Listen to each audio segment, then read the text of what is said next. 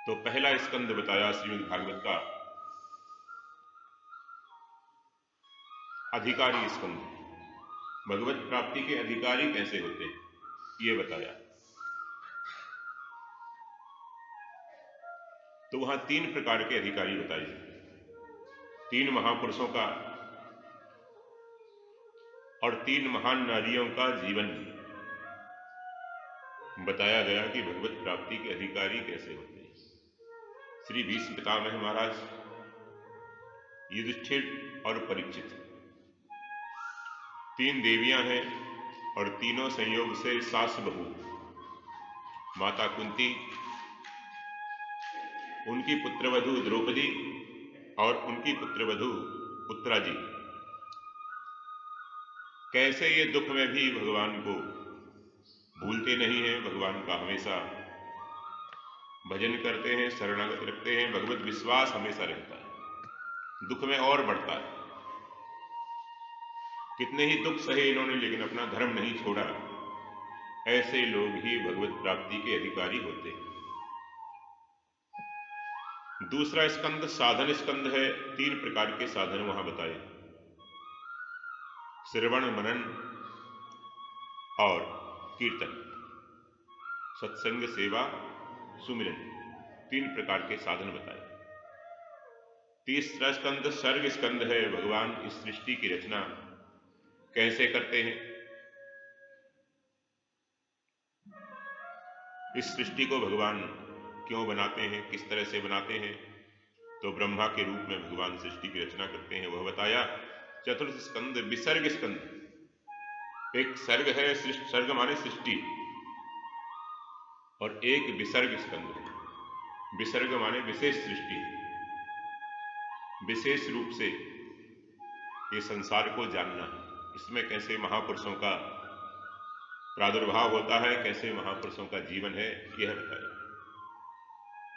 उसमें 4 पुरुषार्थों का वर्णन है, धर्म, अर्थ, काम, मोक्ष।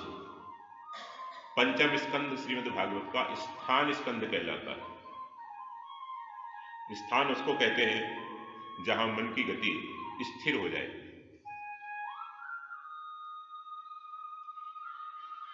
और ये संसार सारा का सारा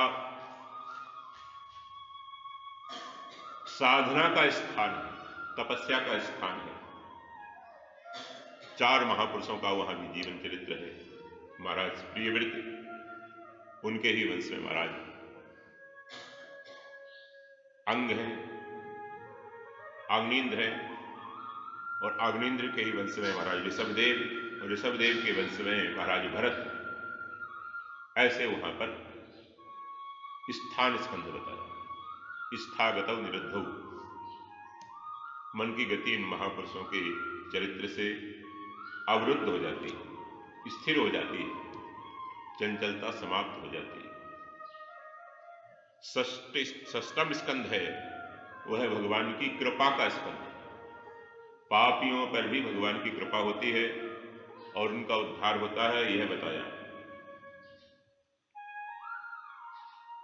तो वहां पर 2-3 आख्यान बताए हैं। एक तो अजामिल का आख्यान कि पापी होते हुए भी भगवत कृपा से, संत कृपा से, भगवान नाम के सहारे से उसका उद्धार हुआ। इंद्र को ब्रह्म हत्या लगी, उससे उनका उद्धार हुआ। और तीसरा बताया वृत्तासुर का।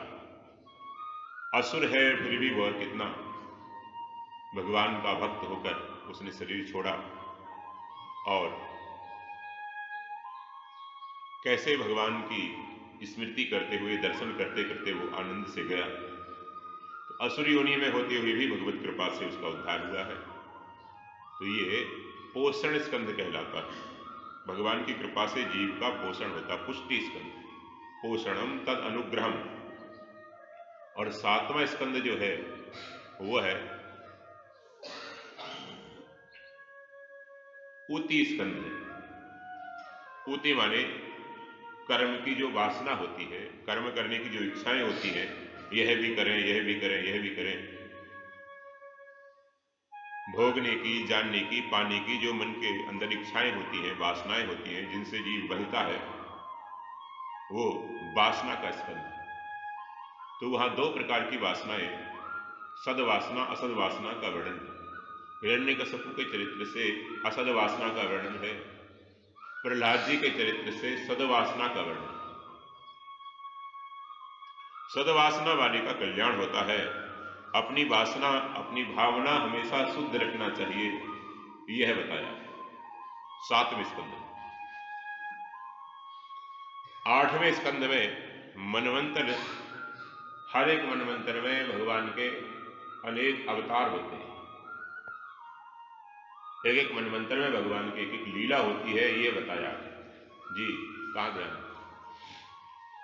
ये बताया भगवान हर एक काल में उपस्थित रहते हैं, अपने भक्तों की रक्षा करते हैं, यह वहां बताया। 9वां स्कंद ईशान्य कथा स्कंद है। ईश भगवान और अनु उनके भक्त, ईश प्लस अनु इक्वल टू ईशान्य। भक्त और भगवान दोनों का चरित्र है, दोनों की कथाएं। यह 9वें स्कंद का विषय है। बड़े बड़े महापुरुषों का चरित्र 9वें स्कंद में बताया। और 10वां स्कंद निरोध स्कंद है। मन भगवान की लीलाओं में निरुद्ध हो जाता है, बिल्कुल एकदम भक्ति से तल्लीन हो जाता है, वो इधर उधर नहीं जाता, इधर उधर उसकी गति नहीं होती, सब समाप्त हो जाती है। यह बताया है 9वें स्कंद में। 10वें स्कंद में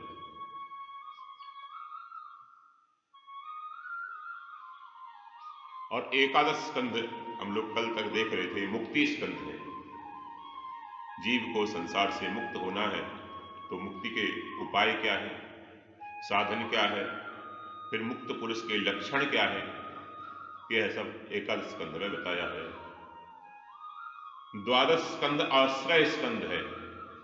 अंत में भगवान का आश्रय ले लो, भगवान की शरण ले लो। जीव का जो जीवन है वो सार्थक तब होता है जब भगवत आश्रय ले, हरि आश्रय में। तो हरि आश्रय को बताने वाला कि भाई अब कलयुग आ रहा है और कलयुग में बड़े बड़े पापी लोग होंगे, राजा भी पापी हो जाएंगे, और तो किसका कहें, राजा भी पाप करने वाले हो जाएंगे, प्रजा तो पाप करने वाली हो ही जाएगी। जब राजा पाप करने वाले हो जाएंगे तो गांव का मुखिया ही जब पाप करे तो किसको रोके? तो कलयुग में कोई किसी को रोकेगा नहीं, सब पापों में लग जाएंगे। ये चंद्रगुप्त आदि तक के वंश का वर्णन है। स एवं चंद्रगुप्तम वै द्विजा राज्ये विवेश्यति तत्सुतो वारिसारस्तु ततः अशोक वर्धन। सम्राट अशोक, चंद्रगुप्त, इन तक का वर्णन भागवत में है। भविष्य में ऐसे राजा होंगे और इनके बाद फिर यवन आ जाएंगे।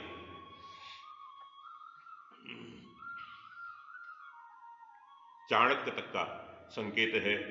यवन वाली मुस्लिम, यवन तुर्क, ये सब आ जाएंगे और उसके बाद जो अंग्रेज आएंगे उसका भी संकेत है। और उसके बाद की राजाओं की परीक्षित चर्चा मत करो, उसके बाद तो राजा होंगे बहुत अल्पकालिक,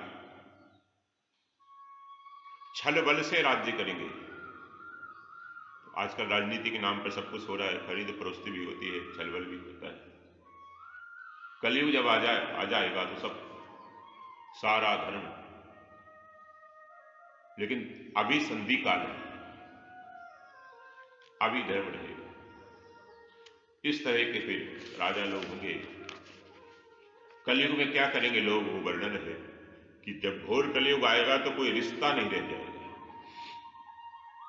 पाखंड प्रचुरे धर्मे दस्यु प्रायेषु राजेषु चौर्या निर्वृत। पाखंड बढ़ जाएगा धर्म में, चोरों का, डाकुओं का राज हो जाएगा। अब जितना बड़ा गुंडा उतना बड़ा नेता माना जाता है इसको। लोग चोरी को बुरा मानेंगे नहीं, कहेंगे होशियार है ये। स्त्रियां और शूद्र राज्य करेंगे ब्राह्मणों पे, क्षत्रियों पे, पटेलों पर। कलयुग में ऐसा होगा। लोगों की आयु छोटी छोटी होती जाएगी, 10-15, लघु जीवन संबत पंचदशा, 15-20 साल तक की आयु रह जाएगी। कद भी छोटा हो जाएगा लेकिन अभिमान बढ़ेगा। कल्प तक मैं रहूंगा, मैं कहां जाने वाला हूं, ऐसा अभिमान आदमी का हो जाएगा। आयु छोटी हो जाएगी, शरीर छोटा हो जाएगा, शक्ति कम हो जाएगी, सब कुछ हो जाएगा लेकिन अभिमान बढ़ेगा। स्त्रियां भी दुराचारणी हो जाएंगी, और जब स्त्री दुराचारणी हो जाएंगी तो उनके बच्चे ऐसे ही होंगे सब। ये सबसे बड़ी हानि होती है धर्म की। किसी भी समाज को नष्ट करना हो तो वहां की स्त्रियों को दूषित कर दो। स्त्रियां जब दूषित हो जाएंगी तो वर्ण संकर संतान पैदा होगी। वर्ण संकर संतान पैदा होगी तो वो नाश करेंगे, तो लोग वर्ण संकर संतान पैदा करेंगे। अब कलयुग के दोषों से बचें कैसे? बोले देखो, दूसरे युगों में, सतयुग में समाधि है, ध्यान है, त्रेता में यज्ञ मुख्य है, यज्ञ करना चाहिए भगवान, और द्वापर में पूजा, खूब विधि विधान से ठाकुर जी की पूजा करो, भगवान की पूजा करो, इस तरह से। और कलयुग में तो एक ही उपाय है, निरंतर बस श्री कृष्ण गोविंद हरे मुरारे, हे नाथ नारायण वासुदेवा, हे नाथ नारायण वासुदेवा। बार बार भगवान का स्मरण करता रहे जीव। दिन में भगवान का नाम चलता ही रहे इसको।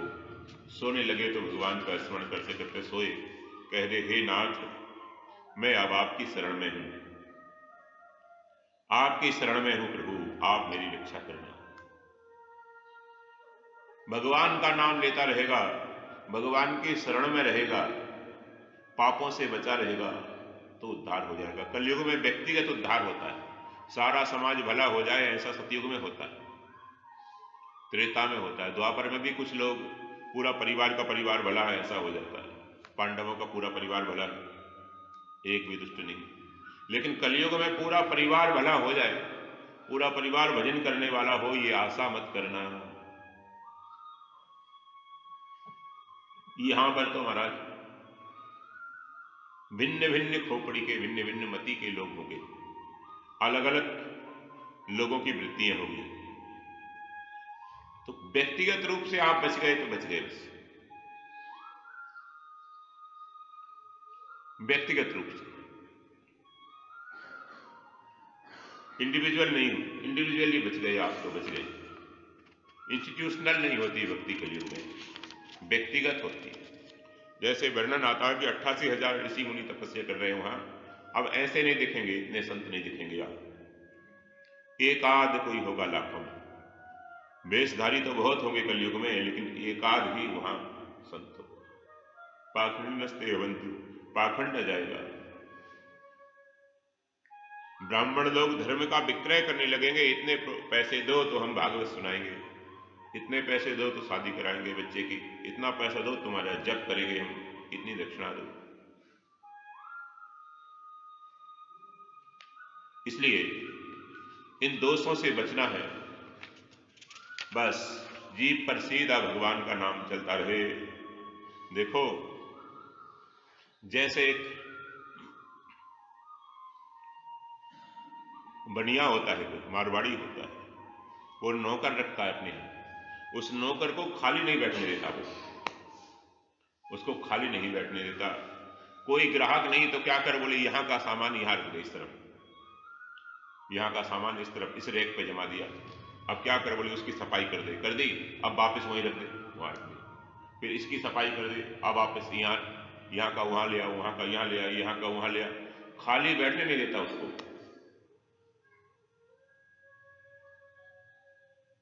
पैसा देना है, तनख्वाह देना है, खाली बैठ के थोड़ी देंगे।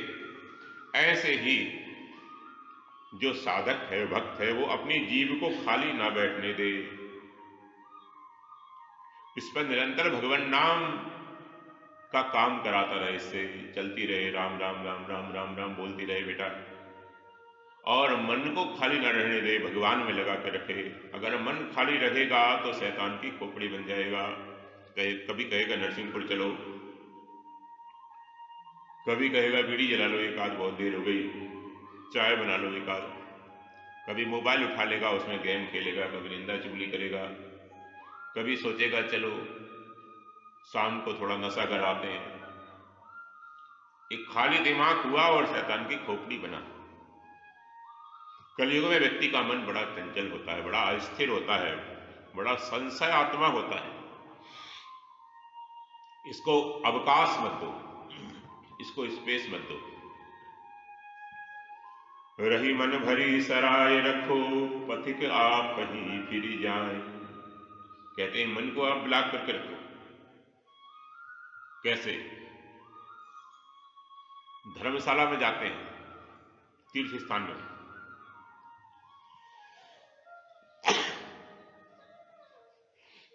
तो पर्व के दिन वहां बोर्ड लगा देते हैं, कमरे खाली नहीं है, कमरे खाली नहीं। तो बाहर के आने वाले विषय को आप बोर्ड लगा दो कि हमारा मन खाली नहीं है,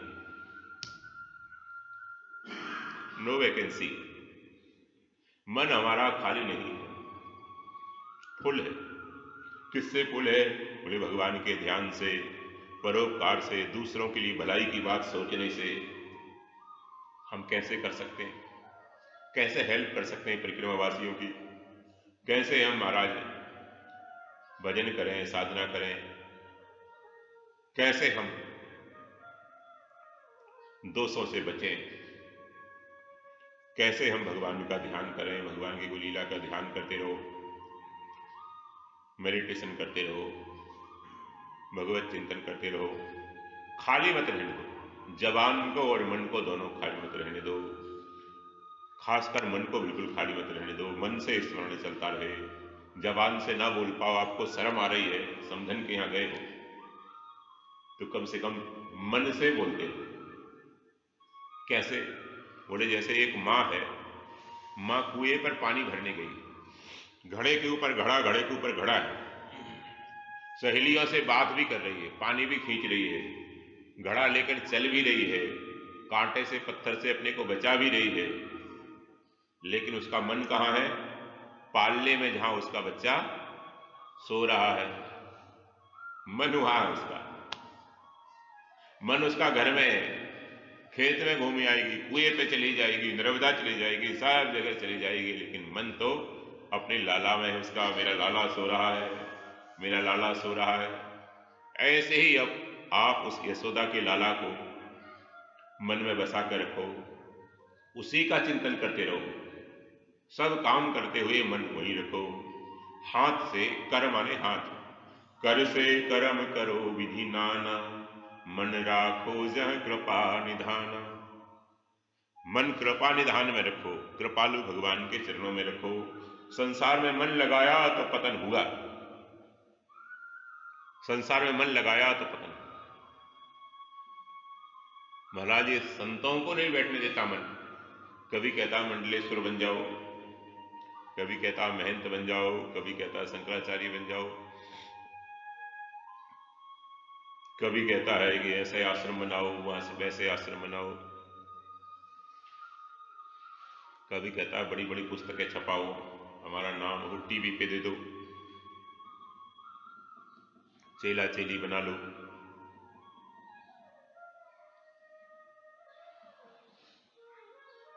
एक आध दुकान लगवा दो आश्रम में, जितने लोग आते हैं कुछ ना कुछ तो खरीदेंगे। इस संतों को नहीं बैठने देता खाली, इतना पापी।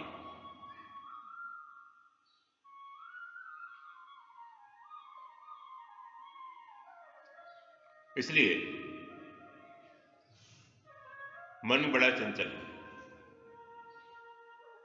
कलयुग में व्यक्ति का मन हमेशा भगवान में लगा कर रखो, उसको स्पेस दो ही मत।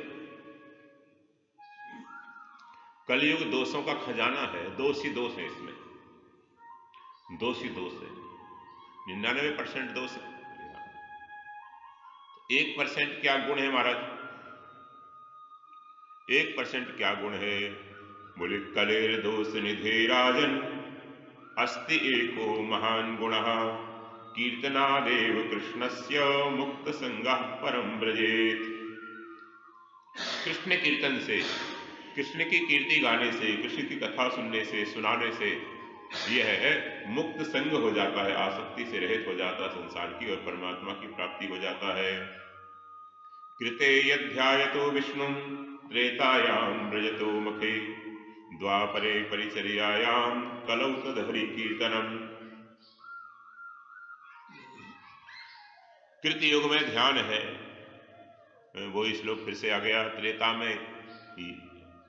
त्रेता में यज्ञ है और द्वापर में परिचर्या है, भगवान की सेवा पूजा है, और कलयुग में कलौ तदहरि कीर्तनम, हरि कीर्तन, भगवान नाम का कीर्तन करो। संस्कृत में कीर्तन कहते हैं भगवान की कीर्ति का बखान करने से। कथा कहो, कथा सुनो, सुनाओ और भगवान का स्मरण करो। जिसको आप हिंदी में कीर्तन कहते हो, संस्कृत में उसको संकीर्तन कहते हैं। भगवान की कीर्ति को गाना कीर्तन। चौथे अध्याय में बताया 4 प्रकार के प्रलय होते हैं, नित्य प्रलय, नैमित्तिक प्रलय, आत्यंतिक प्रलय, महाप्रलय। आप जब रोज सो जाते हो तो नित्य प्रलय हो जाता है, नित्य ही प्रलय। रोज रोज हर क्षण आप हर सेकंड मर रहे हो, हर एक कोशिका आपकी नष्ट हो रही है, उत्पन्न हो रही, नष्ट हो रही, उत्पन्न हो रही, ये नित्य प्रलय है। और कभी कभी कोई पूरा मर जाता है, ये नैमित्तिक प्रलय है, निमित्त विशेष से। ब्रह्मा जी जब सो जाते हैं सब कुछ लीन करके अपना, ये प्राकृतिक प्रलय है। और एक महाप्रलय होता है जिसमें ब्रह्मा जी भी भगवान के शरीर में लीन हो जाते हैं, वो महाप्रलय होता है। ब्रह्मा जी का एक दिन अरबों वर्ष का है, तो ब्रह्मा जी के दिन में ही सृष्टि चलती है परीक्षित, और ब्रह्मा जी जब सोते हैं तो सब अपने में समेट कर और फिर सो जाते हैं। ये प्रलय है। जब तक ब्रह्मा जी सोते रहते हैं जल ही जल रहता है, प्रलय रहता है संसार में, और सुबह उठ के फिर बनाने लगते हैं। ब्रह्मा जी का ये काम है, सुबह से बनाते हैं और रात में सबको समेट कर भगवान शंकर की लीला के द्वारा संहार करके सो जाते हैं।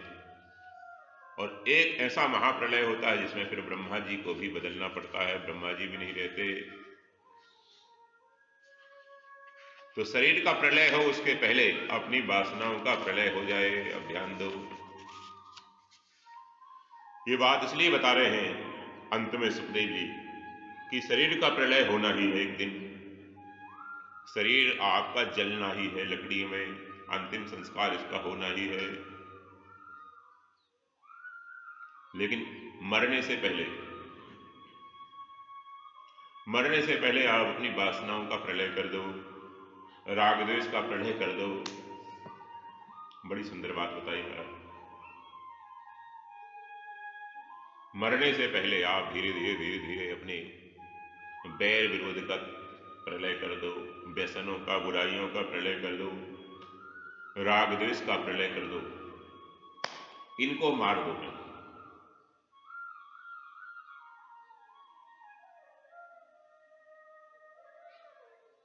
ये वर्णन किया है पंचम अध्याय में सुखदेव जी का अंतिम श्लोक है कि राजन तुमने बहुत सुना है, 7 दिन तक आप सुनते रहे, आप लोग 11 दिन तक सुनते रहे, वहां 7 दिन लगातार चला सत्संग।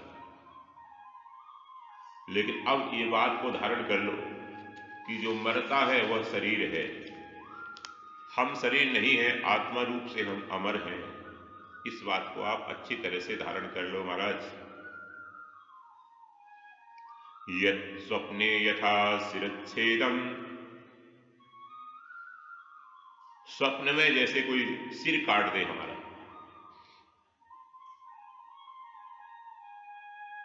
तो स्वप्न जब तक होता है तब तक बहुत दुख होता है। हाय मेरा सिर कट गया, सिर कट गया। अच्छा, हम देख रहे हैं हमारा सिर अलग पड़ा है, सिर कट गया, मेरे गोली मार दी, तलवार मार दी, कुल्हाड़ी मार दी, सिर कट गया, रो रहे हैं, उस सिर को देख रहे हैं। जब तक नहीं जागे तब तक बहुत दुखी। ऐसे ही जीव जब तक अज्ञान में पड़ा रहता है तब तक वो दुख ना होते हुए भी दुखों की कल्पना कर लेता है। देखो, ये मन और माया एक ही है, दो नहीं है। सुखदेव जी कहते हैं जागृत में आपको जो संसार दिखाई दे रहा है, सुख दुख दिखाई दे रहा है, ये माया है, यथार्थ नहीं है, वास्तविक नहीं है। महाराज हमको तो दिखाई दे रहा है वास्तविक नहीं है, हमको उसने मार दिया, आप कह रहे हैं वास्तव में नहीं है। किसको मार दिया? और जिसको मारा वो भी वास्तविक नहीं है, जो मार रहा है वो भी वास्तविक नहीं है। तो जागृत में जो दिखाई दे रहा है हमको, सुख दुख की फीलिंग हो रही है, ये अच्छा है, ये बुरा है, ये अच्छी है, वो बुरी है, ये सारी की सारी फीलिंग हो रही है, ये माया से हो रही है। और स्वप्न में जो दुखी हो रहा है वो मन से हो रहा है। मन में जो संकल्प विकल्प भरे हैं वही महाराज सांप बना देते हैं, वही हत्यारा बना देते हैं, वही बड़ा आश्रम बना देते हैं, वही नर्मदा जी बना देते हैं। जीव यही सो रहा है अपने बिस्तर पर, और वो मन एक मानसिक रचना करके नर्मदा घूम नहाया आता है सपने में, नरसिंहपुर चला जाता है, ड्यूटी पे चला जाता है, वो किचन में चला जाता है, रोटी बना देता है, खिचड़ी बना देता है सपने में।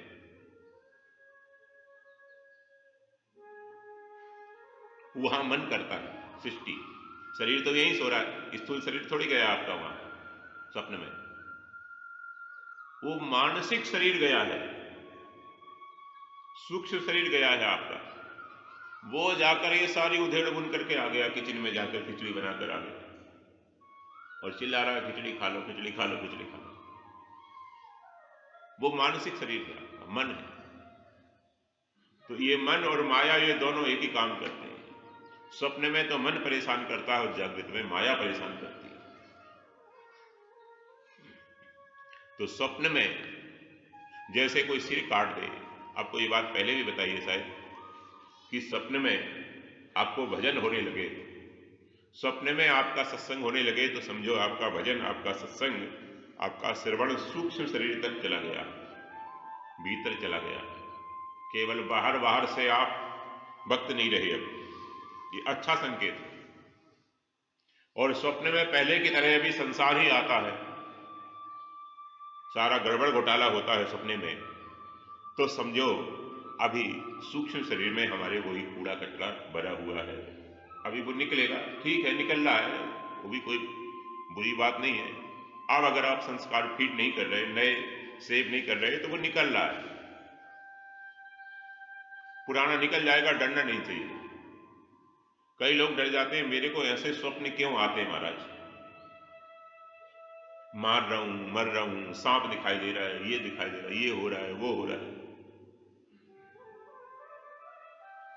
ऐसे सपने क्यों आते हैं? वो हमने भरे हैं संस्कार, इसलिए हमको आते हैं वो सपने। अब नए मत भरो। तो अब आपने जो परोपकार के संस्कार भरे हैं, भगवत भक्ति के संस्कार भरे हैं, दूसरों के भला करने वाले संस्कार भरे हैं, धीरे धीरे धीरे धीरे ये सूक्ष्म शरीर तक जाते रहेंगे, ये डाउनलोड होते रहेंगे आपकी भाषा में। तो जैसे डाउनलोड हो जाएंगे तो आप फोन खोलोगे तो वही आएंगे। हमारे मोबाइल में बांसुरी डाउनलोड है, नेट चलाना नहीं पड़ता, वो चलती रहती है, चलती रहती है। तो ऐसे ही मन में जो आपने डाउनलोड कर रहे हैं, शरीर नहीं चल रहा आपका, वहां मन चल रहा है, मन ने ही एक नया शरीर बना के नर्मदा ले गया, मन ने एक नया शरीर बना के आपको खेत में ले गया, मन ही जलेबी खाया आया जाकर, और मन ही दुखी हो रहा है। वहां चोट लगी है, सपने में एक्सीडेंट हुआ, वो मन को ही लगा है तन को नहीं लगा, स्थूल शरीर को नहीं लगा। आप जब जागे देखा कोई शरीर, कोई चोट नहीं लगी, कोई सांप ने नहीं काटा, मेरे को किसी ने नहीं मारा, मैंने भोजन नहीं बनाया, ना भोजन किया मैंने, ये पंगत भी स्वप्न की थी, उसमें जो अपमान हुआ, मेरे को पत्तल से उठा दिया, वो भी स्वप्न का था, मेरे को बूंदी नहीं परोसी गई, वो भी स्वप्न का था। तो महाराज जागृत में भी ये दिखाई दे रहा है, ये भी स्वप्न है। जैसे सपने में कोई सिर काट लेता है, बड़ा दुख होता है, मैं मर गया हूं, मैं मर गया हूं, मर गया हूं, मुझे शमशान में ले जा रहे हैं, जला रहे हैं। ये सारी अवस्थाएं जागृत में भी जो हो रही हैं, वो भी सब इस शरीर की अवस्थाएं हैं। उसी प्रकार आत्मा की नहीं। जैसे हमारा स्थूल शरीर स्वप्न में कोई वही हो रहा है, कमरे में सुखी दुखी नहीं हुआ, वो कहीं गया आया नहीं, ऐसे ही हमारा आत्म स्वरूप अविचल है, वो कहीं गया आया नहीं। ये सारे स्वप्ने के शरीर जलते हैं, स्वप्न में ही मरते हैं, स्वप्न में ही बाप बना लिया, स्वप्न में माँ बना ली, स्वप्न में शादी ब्याह हो गया, स्वप्न में ही बच्चे हो गए, स्वप्न में ही हम बूढ़े हो गए, दादा बन गए, दादी बन गए, और स्वप्न में मर गए, सारा सपना। यही बात भगवान शंकर कह रहे हैं भगवती पार्वती को रामायण में, उमा कहूं मैं अनुभव अपना, सत हरि भजन जगत सब सपना। सारा जगत स्वप्न है। वही बात सुखदेव जी कह रहे हैं, घटे भिन्ने यथाकाशः, आकाशः स्यात् यथा पुरा, एवं देहे मृतो जीवो ब्रह्म संपद्यते पुनः। अरे घड़े को फोड़ने से आकाश नहीं फूटता, क्या समझे?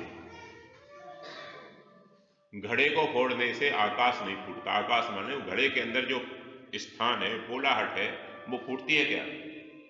बताओ। घड़ा फोड़ दे तो उसके अंदर पोलाहट, वो फूटेगी, उसको आकाश कहते हैं, अवकाश है।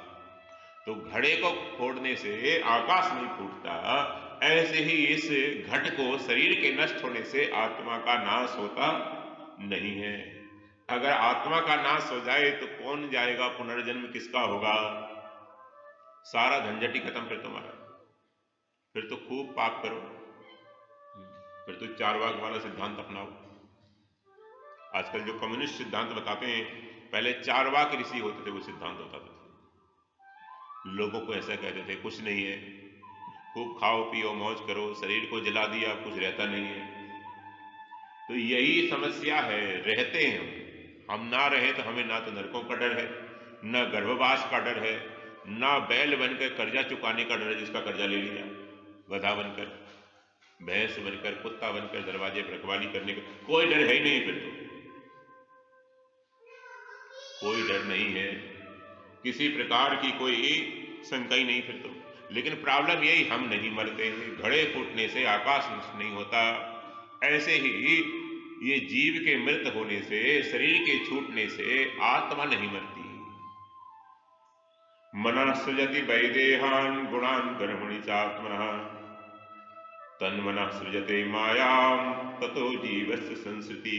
ये 5वां अध्याय बहुत सुंदर है। 11वां स्कंद पूरा सुंदर है, लेकिन 12वां स्कंद का 5वां अध्याय आप लोग पढ़ना बहुत सुंदर। ये मन संसार बनाकर माया ही है, ये यथार्थ नहीं है, ये सुखी दुखी करता रहता है जीव को।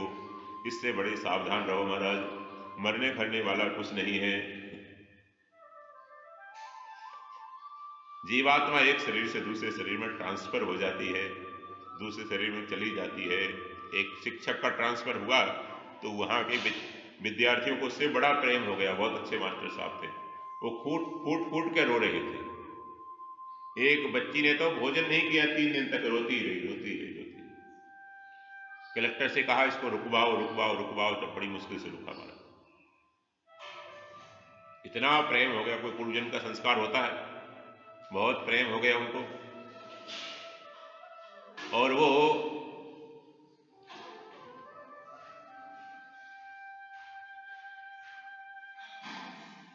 पहले भर के रखना चाहिए।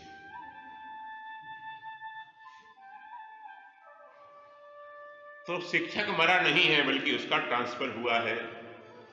ऐसे ही हमारा जो स्वरूप है, आत्मा है, हम मरते नहीं है, केवल एक योनि से दूसरी योनि में ट्रांसफर बोलो हो जाता है।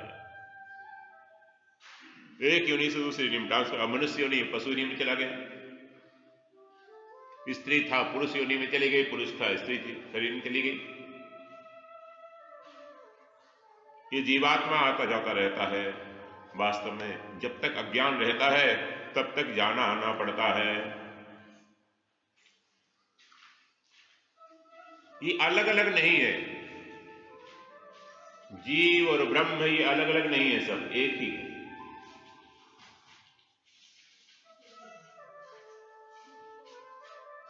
राम प्यारी सुनो, हमारी बात सुनो। एक घड़े के अंदर आकाश है और एक कमरे के अंदर आकाश है और एक बाहर आकाश है। ये तीन आकाश हैं। क्या समझे? तीन आकाश, लेकिन कहने को तीन है। वो बाहर की जो उपाधि है, वो सीमा जो बाहर बना ली, उसके कारण से तीन दिख रहे हैं। ऐसे ही आपने जो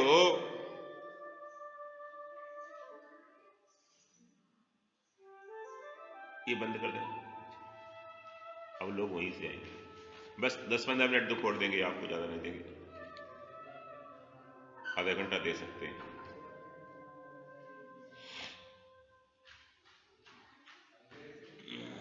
बहुत पास में बैठने से नहीं दिखाई देता, दूर बैठने से। लेकिन तुम सोचते हो आगे लड्डू बटेंगे और पीछे तो खाली सुकड़ी होगी, ऐसा सोचते हो।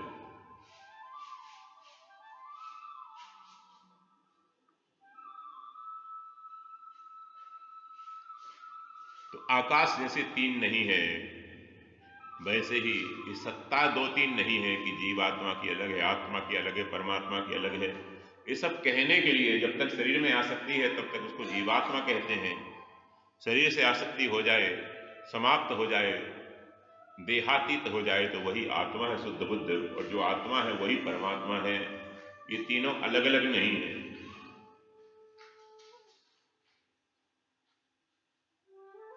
बस अब आप इसी स्वरूप में स्थित हो जाओ परीक्षित। किसमें?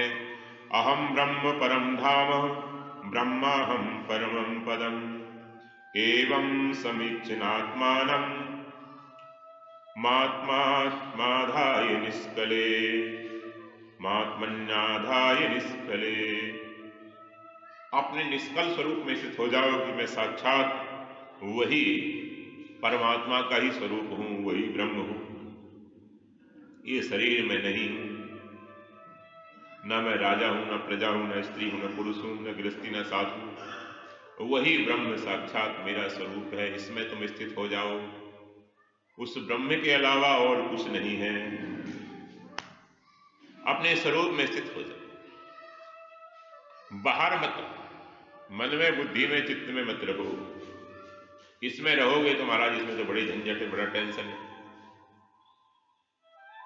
अपने स्वस्वरूप में स्थित हो जाओ। जो साक्षात ब्रह्म है वही हमारा स्वरूप है। और जो तक्षक आएगा वो केवल शरीर को काटेगा। शरीर के मरने से हमारा कुछ भी नहीं होता। दशंतम तक्षकम पादे, वो तो आएगा ही, क्योंकि ऋषियों का, संतों का श्राप व्यर्थ नहीं हो सकता। तो उनका भी श्राप सत्य हो जाए और मेरी जो वाणी है, मेरा जो उपदेश है वो भी सत्य हो जाए। तुम पहले ही अपने ब्रह्म स्वरूप में स्थित हो जाओ। शरीर जब मरेगा मरेगा, जीते जी जो मुक्त हो जाता है परीक्षित, वही मुक्त होता है।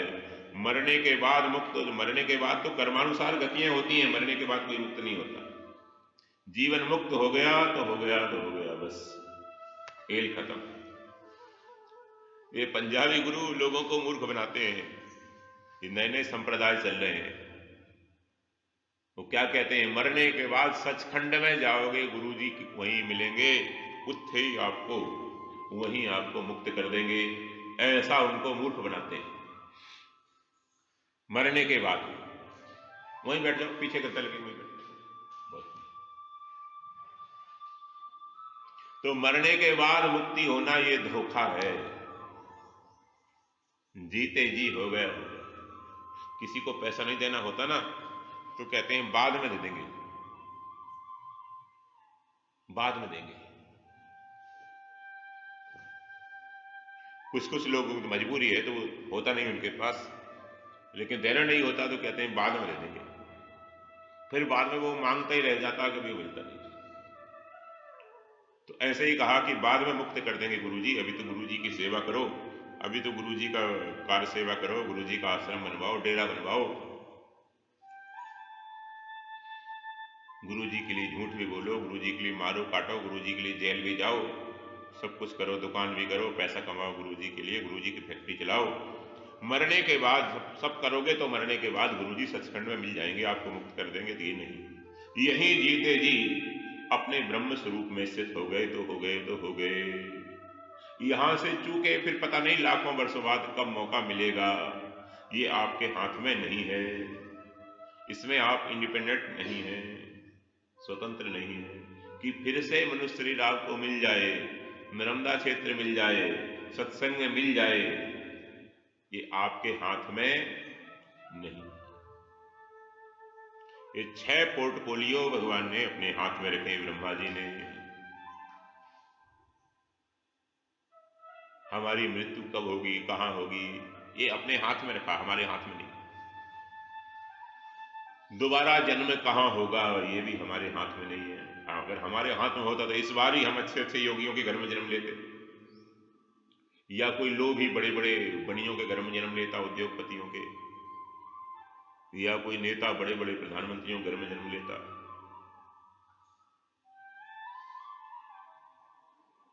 ये हमारे हाथ में नहीं। जीव के हाथ में 6 चीजें नहीं छोड़ी। क्या क्या? हानि लाभ जीवन मरण, यश अपयश विधि हाथ। हानि लाभ जीवन मरण, यश और अपयश, सम्मान अपमान। सम्मान अपमान भी आपके हाथ में नहीं। आप प्रजा से सम्मान ले ही लो, सारे गांव में आपकी इज्जत हो ही जाए, ये आपके हाथ में नहीं है। लोग दुखी हैं कि बाहर वाले रिश्तेदार हमारा सम्मान करते हैं और घर का बेटा अपमान करता है महाराज। लोग शिकायत करते हैं हमसे आके, महाराज मेरे बेटे को समझाओ, मेरे बेटे को समझाओ। महाराज जी आप मेरी सास को समझा दो। क्या हो गया बेटा? बोले मेरी फजीती करती, हमेशा अपमान करती है। तो भैया सास अपमान नहीं कर रही, बहू सम्मान नहीं कर रही, ये सब तुम्हारा प्रारब्ध है, तुम्हारा लेन देन है, अब उसको चुका दो सीधे सीधे, नहीं तो फिर मिलेगा। तो कर्म के अनुसार विधाता के हाथ में उसने ये 6 पोर्टफोलियो रखे, 6 मंत्रालय अपने हाथ रखे। किसी सांसद को नहीं देता वो। जैसे ही प्रधानमंत्री होते हैं, मुख्यमंत्री होते हैं, 5-6 विभाग अपने हाथ में रख लेते हैं। कोई वित्त विभाग रख लेता है, गृह विभाग रख लेता है, कोई शिक्षा विभाग रख लेता है कि मुख्यमंत्री भी शिक्षा मंत्री भी। ऐसे जो जिसको शौक है वो रख लेता है। हमारे हिमाचल के पहले मुख्यमंत्री थे, वो 3 विभाग अपने हाथ में रखते थे। उनके अपनी पसंद के, उनकी हॉबी है, ये काम हम करें, ये काम हम करें। तो भगवान ने 6 मंत्रालय अपने हाथ में रखने, विधाता ने। ये 6 मंत्रालय नरसिंहपुर वालों को नहीं दिए, नरसिंहपुर जिला वालों को नहीं दिए, रायसेन जिला वालों को दिए हो तो पता नहीं, नरसिंहपुर जिले वालों को 6 विभाग। हानि लाभ जीवन मरण, यश अपयश विधि हाथ। ये 6 चीजें अपने हाथ में नहीं है। तो जो अपने हाथ में नहीं है उसकी चिंता मत करो, उसके लिए रो मत, उसके लिए शिकायत मत करो कि मेरे को सम्मान कम मिल रहा है, मेरे को दुख ज्यादा मिल रहा है, या पैसा कम मिल रहा है, हानि हो रही है, लाभ हो रहा है, मेरी बड़ी घाटा हो गया, ये शिकायत मत करो, क्योंकि आपके हाथ में नहीं है। जिससे आप शिकायत कर रहे हैं वो भी बेचारा आपकी तरह है, उसके हाथ में भी कोई ऐसा नहीं। बहुत हानि हो रही है, क्या करूं, कुछ फसल में खेत में कुछ पैदा ही नहीं हो रहा महाराज, बीज ही बीज होता मुश्किल से महाराज, बीज ही नहीं होता। किससे शिकायत कर रहे हो आप? वो भी बेचारा इसी में। हानि लाभ, जीवन और मरण, यश और अपयश, 6 पोर्टफोलियो आपके हाथ में नहीं। हाँ, जब आप कभी कर रहे थे, एक्शन ले रहे थे, तब आपके हाथ में था, आप करते नहीं करते। कर चुके महाराज, ओके कर दिया आपने, राइट का बटन दबा दिया, बस सोच समझकर पासवर्ड डालते, अब गलत नंबर पे पैसा चला गया, अब रो रहे। तो कर्म करते समय जीव सावधान रहे कि भाई ये ना करूं मैं, जब क्लिक करना है तब सावधान रहे, तब होश में रहे, तब वो गड़बड़ क्लिक कर देगा, गड़बड़ कर देगा तो गलत जगह की टिकट बन जाएगी, गलत जगह की टिकट बन गई, जाओ यात्रा करो, कैंसिल तो होगी नहीं। लेकिन अब आपके हाथ में नहीं है। अब वो देखो, चोर जब चोरी करता है तो वो स्वतंत्र है एक सीमा तक, जान माल की हानि ना करे, व्यभिचार दुराचार ना करे, बहन बेटियों को तंग ना करे, ज्यादा सामान ना लाए, पूरा ही लूट ले, ऐसा ना करे, उसमें वो स्वतंत्र है।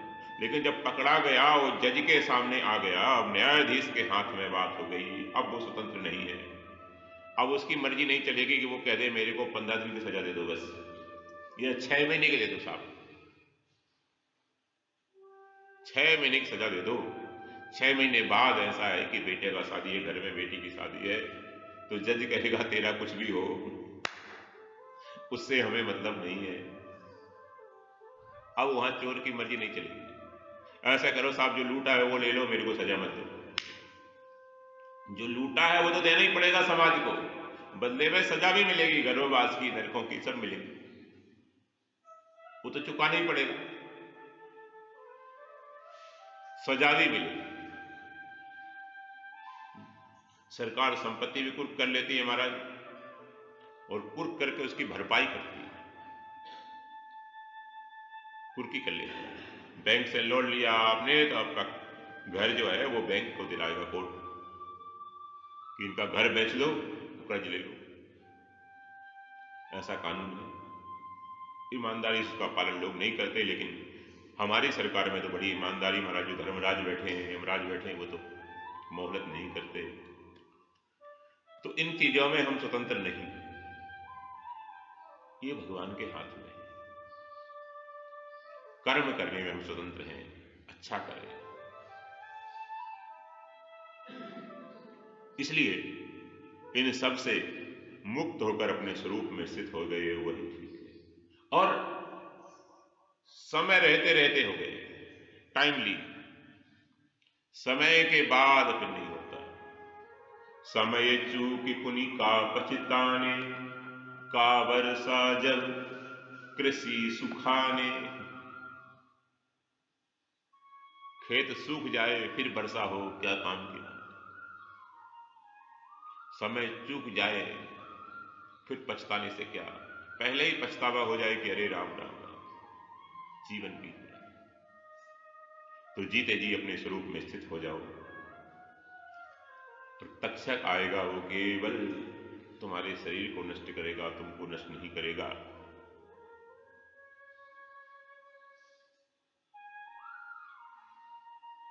जो भगवान की लीला है, विश्वात्मा भगवान की लीला, वो तुमने सुनी है, उस सबका मैंने उत्तर दे दिया। अब तुम क्या सुनना चाहते हो? किम भूया श्रोतुमिच्छसि, पुनः फिर से कुछ सुनना चाहे तो बताओ। परीक्षित उठे और सुखदेव जी के चरणों में गिर गए। उठकर सुखदेव जी के चरणों में गिरकर कहा, राजोवाचा सिद्धोस्मि अनुगृहीतोस्मि भवता करुणात्मनः, श्रावितो यच्च मे साक्षात अनादि निधनो हरि। हे नाथ, आपकी कृपा से मैं सिद्ध हो गया हूं। ये है उत्तम श्रोता। आपकी कृपा से मैं सिद्ध हो गया हूं और बड़ा अनुगृहीत हूं। आपकी करुणा से मैंने जो अपने स्वरूप में स्थिति पाई है, श्रावितो यज्ञ में साक्षात अनादि निधनो हरि। श्री हरि की लीला सुनाकर आपने मेरे को हरि से एक कर दिया, मेरे को आपने उससे मिला दिया। हे गुरुदेव, ये आपकी कृपा है। कहां संसार में भटकता रहता मैं, कब तक भटकता रहता। और ये तो बहुत अच्छा हुआ, ऋषि का श्राप लगा और उस श्राप के कारण मैं यहां आया गंगा किनारे, और यहां आपके दर्शन हुए और मेरे को उपदेश, मेरे को सत्संग सुनने को मिला और सत्संग से मैं मुक्त हो गया। ये वास्तव में श्राप नहीं है तो वरदान है। क्या समझे? कोई प्रतिकूलता आ जाए, ये प्रतिकूलता नहीं है, ये तो अच्छाई है। अगर हम भगवान में लग जाते हैं, भजन में लग जाते हैं, तो ये अच्छाई है, बुराई नहीं। महाराज मुक्त स्वरूप का अनुभव कर रहे हैं, फिर भी प्रेम के आंसू आ गए। ये आंसू प्रेम के आंसू हैं। सुखदेव जी का पूजन किया है। अब इसके बाद सुखदेव जी कुछ नहीं बोले। जब विष्णु कह दिया मैं सिद्ध हो गया महाराज, सिद्ध हो सी अनुग्रहित उसमें, बस सत्संग सुनकर ऐसे ही भाव आना चाहिए, यही भाव आना चाहिए। भगवान की शरण हो जाए, भगवत स्वरूप में आ जाए, देहातीत ना हो पाए तो भी कम से कम वह भगवान की शरण तो हो ही जाए।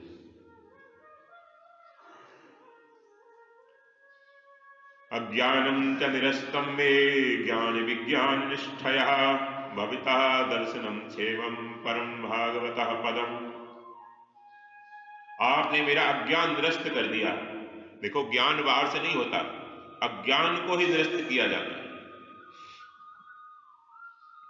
अज्ञान को ही हटाया जाता है।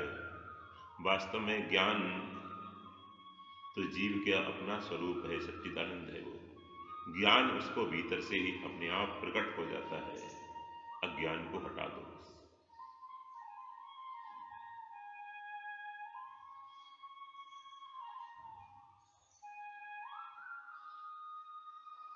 बोले पानी लाओ, पानी लाओ, प्यास लगी है, प्यास लगी। अरे इसमें पानी है, जो केतली रखी है, ये टंकी रखी है, इसमें पानी है। ये तो दिखाई नहीं दे रहा हमें, तो दिखाई नहीं दे रहा है आपको, तो उसका ऊपर ढक्कन हटाओ, ढक्कन हटाओ तो जल ही जल दिखाई देगा। ऐसे ही ये जो आपने बाहर से मैं मेरे का पर्दा लगा रखा है, अज्ञान का पर्दा रखा है, इसको हटाओ। अज्ञान अंधकार नष्ट होते ही अपने स्वरूप में स्थित हो जाता है। वही मेरे साथ हुआ है। गुरु कुछ देता नहीं है बाहर से, वास्तव में अपने स्वरूप में स्थित कर देता है। आप जहां हो वहीं पूरे हैं। आपके मन में जो वहम था कि अधूरा हूं, बिना कपड़े के अधूरा हूं, बिना साड़ी के अधूरी हूं, बिना गहने के अधूरा हूं, बिना जमीन के अधूरे हैं, बिना चुनाव के हम अधूरे हैं, बिना पद के अधूरे हैं, ये अधूरापन मिट गया। जो बाहर से अधूरापन लग रहा था,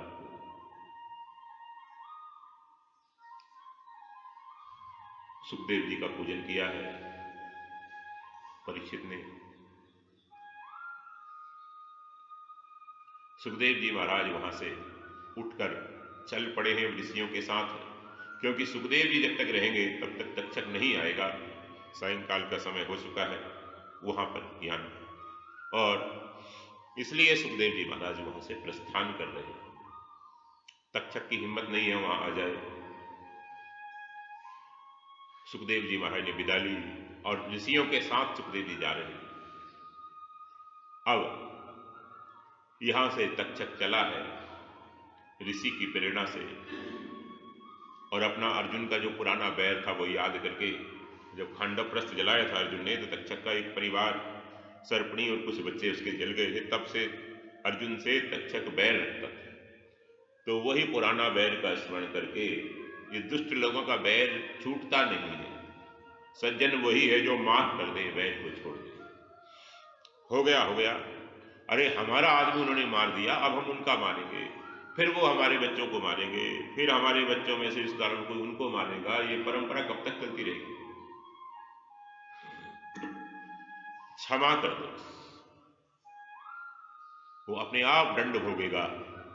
लेकिन तक्षक ने क्षमा नहीं किया, अर्जुन को क्षमा नहीं कर पाया, लेकिन अर्जुन से बदला भी नहीं ले पाया। भगवान रक्षा करते हैं।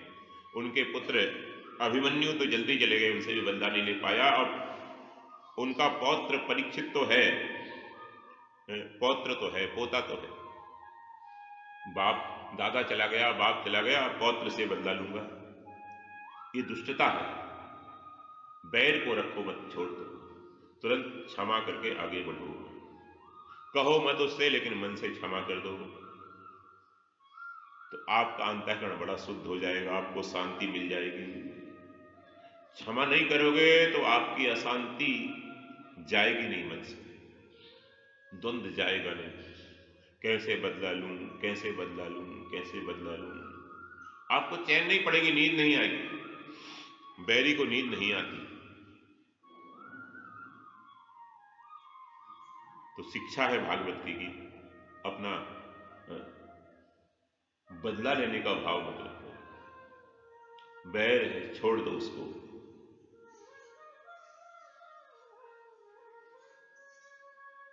तक्षक चले गए, ब्राह्मण वेश बनाकर तक्षक आया है। ये नाग है, ये आप जो लोग देखते हो ये सांप होते हैं। नाग एक अलग विशेष जाति होती है, नागलोक में उनका निवास होता है। देवताओं की उपजाति जैसी होती है, बड़े तपस्वी होते हैं और अपनी इच्छानुसार रूप धारण करते हैं। तो यहां पर वो छोटा बन जाए, बड़ा बन जाए। जैसे जब ऋषि के गले में डाला तो मरा हुआ छोटा सा पड़ा था, माला की तरह। यहां ब्राह्मण वेश में आया है।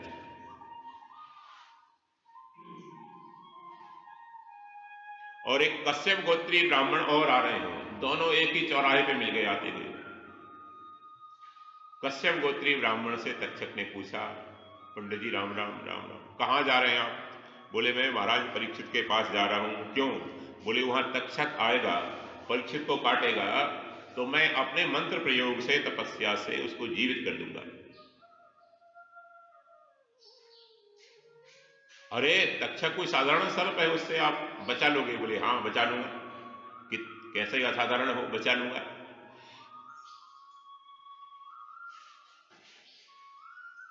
अच्छा मान लो मैं ही तक्षक हूं, तो मान कैसे लूं? तो दिखा अपना करता, अपना जहर का प्रभाव दिखा, फिर मैं अपने मंत्र का प्रभाव दिखाता हूं। दिखाया, और जैसे ही उसने ब्राह्मण रूप धारण कर, सर्प रूप धारण करके फुफकार मारी एक पेड़ में। महाराज हरा भरा पेड़ था, उसके ऊपर एक लकड़हारा चढ़ा था, वो सब का सब भर भर जर्जर करके राख हो गया उसके जहर से। दिखा दिया तूने अपना प्रभाव, बोले दिखा दिया। उस कश्यप पुत्री ब्राह्मण ने कहा मैं अपना प्रभाव दिखाता हूं। हाथ में जल लिया कमंडल से, अभिमंत्रित किया, संकल्प किया। और संकल्प में शक्ति होती है तपस्वियों की। जैसा संकल्प करते हैं, सोचते हैं, वैसे ही हो जाता है। संकल्प करके जैसे उसमें जल छिड़का, और वैसे ही वो वृक्ष फिर से हरा भरा हो गया, और वो बहेलिया भी जीवित हो गया, सब कुछ हो गया। तक्षक ने सोचा ये तो मेरा खेल बिगाड़ देगा, तू तो मेरा खेल बिगाड़ देगा भैया, लौट जा। बोले नहीं, ऐसा करना, तू अपने लीला करना, तू उसको 10 लेना और मैं जिंदा कर दूंगा। तक्षक ने समझाया, देखो तुम जा किस लिए रहे हो? बोले मैं इसलिए जा रहा हूं, मेरे को बड़ा सम्मान मिलेगा, बड़ा धन मिलेगा वहां। बोले धन तो मैं दे दूंगा तेरे को। तक्षक ने कहा धन तो मैं दे दूंगा तेरे को, दूसरी बात तू परीक्षित को जीवित करना चाहता है, ये ठीक नहीं, विप्र श्राप है एक तो उसको। दूसरी बात कलयुग आ रहा है, और कलयुग की जब हवा लगेगी तो परीक्षित, फिर वो परीक्षित नहीं रहेगा जो आज तक है। आज तुम्हें बड़ा राजर्षि दिख रहा है, भक्त दिख रहा है, कैसे नहीं रहेगा? बोले एक उदाहरण देख लिया तुमने, थोड़ी देर के लिए उसके खोपड़ी पे कलयुग बैठा, और उसने जाकर संतों के साथ कैसा व्यवहार किया। उसने बाप संतों के पास जाके दिखा दी ना अपनी पटेली, सांप डाल दिया ना, अपमान करके आ गए ना। तो कलयुग के प्रभाव से परीक्षित वैसे ही बन जाएगा। परीक्षित भगवान की कृपा पात्र हैं, वो द्वापर के जीव हैं, और द्वापर में ही ऐसे महापुरुषों का जन्म होता है जब होता है दोबारा। एक कलयुग में कलयुगी जीवों का जन्म होता है, इसलिए कलयुग में वो नहीं रहने के पात्र नहीं है। अब कलयुग आ गया है, इसलिए इनका जाना ही भला है। और ये मुक्त होकर ब्रह्म भाव में स्थित होकर जा रहे हैं। अभी जो मृत्यु है, ऐसी मृत्यु जो बड़े बड़े योगियों को नहीं मिलती। बाद में कलयुग के कारण ऐसा भाव रहे नहीं रहे, तो सद्भाव में मरना चाहिए कि दुर्भाव में? बोलो। सद्भाव में मरे, ब्रह्म भाव। अरे सद्भाव का भी भाव, ब्रह्म भाव में मर रहे, तो जाने दो ना। ये त्रेता के द्वापर के पात्र हैं, द्वापर में ही लीला कर सकते हैं, जाने दो। अब कलयुग आ रहा है, जाने। विप्र श्राप भी है। अरे उनको अगर रक्षा करते तो सुखदेव जी करते, और सुखदेव जी के पास इंद्र आए थे अमृत कलश लेकर, थोड़ा अमृत रख लेते, बरसा देते बाद में, लेकिन उन्होंने नहीं रखा, क्योंकि महापुरुष जानते हैं भगवान क्या लीला करना चाहते हैं। ये तो भागवत धर्म को प्रकट करने के लिए आए थे परीक्षित, लोगों को सत्संग मिले। अगर परीक्षित जैसे पात्र नहीं होते, सुखदेव भी नहीं आते। एक महान पर्पज लेकर महापुरुष आते हैं, ऐसे नहीं आते। साधारण सृष्टि नहीं है इनकी। तक्षक कह रहा, तक्षक भी ज्ञानी है, नागलोक से, इसलिए उसने उनको धन दिया बहुत सा और वापिस भेज दिया। तक्षका प्रीहितो विप्रा क्रुद्धेन द्विजसूनुनः हन्तु कामेन्द्रपन् गच्छन् ददर्श पशि कश्यपम्।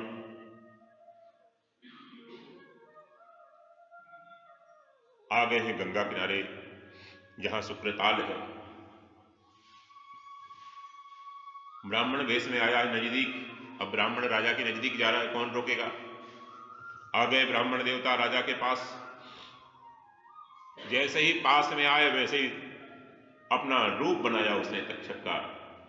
वो जैसे ही हुंकार मारी। अच्छा, इसके पहले सुखदेव जी के जाते ही राजा ने अपने नेत्र बंद कर लिए, संसार से अपने मन को हटा लिया, देह से अपनी आत्मा को हटा लिया, और अपने स्वरूप में स्थित हो गए। अपने स्वरूप में स्थित होकर और अपने प्राणों को मूर्धा में ले आए, मूर्धनाद आत्मना प्राणा, और फिर धीरे धीरे धीरे करके यहां से छोड़ ही रहे थे। जैसे ही यहां से छोड़ा है, और शरीर तो अब उनका हो गया बिल्कुल निस्तेज, प्राणहीन हो गया। और उस समय तक्षक आकर, उसको तो आना ही था, अपना काम करना था।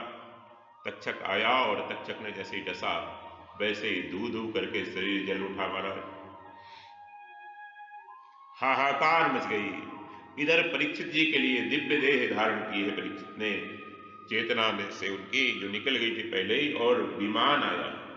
विमान में बैठकर परीक्षित जी महाराज जा रहे हैं, और देवता दुंदुभी बजा रहे हैं, जय जयकार कर रहे हैं। देव दुंदु भयो ने दुर्गंधर्वाप्सरो जगु बपुसु पुष्प वर्षाणी विभुषा विबुधा साधुवादिनः।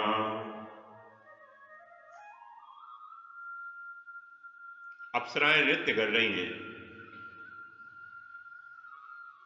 ब्राह्मण वेद मंत्र का जप कर रहे हैं, देवता पुष्प वर्षा कर रहे हैं, दुंदुभी बजा रहे हैं। वाह वाह वाह वाह, साधु साधु साधु साधु इति।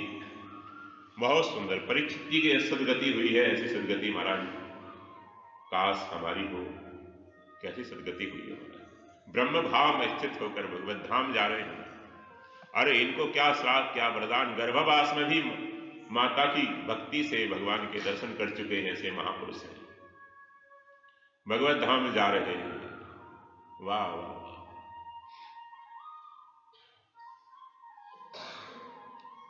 पुत्र जन्मे जने संस्कार किया है,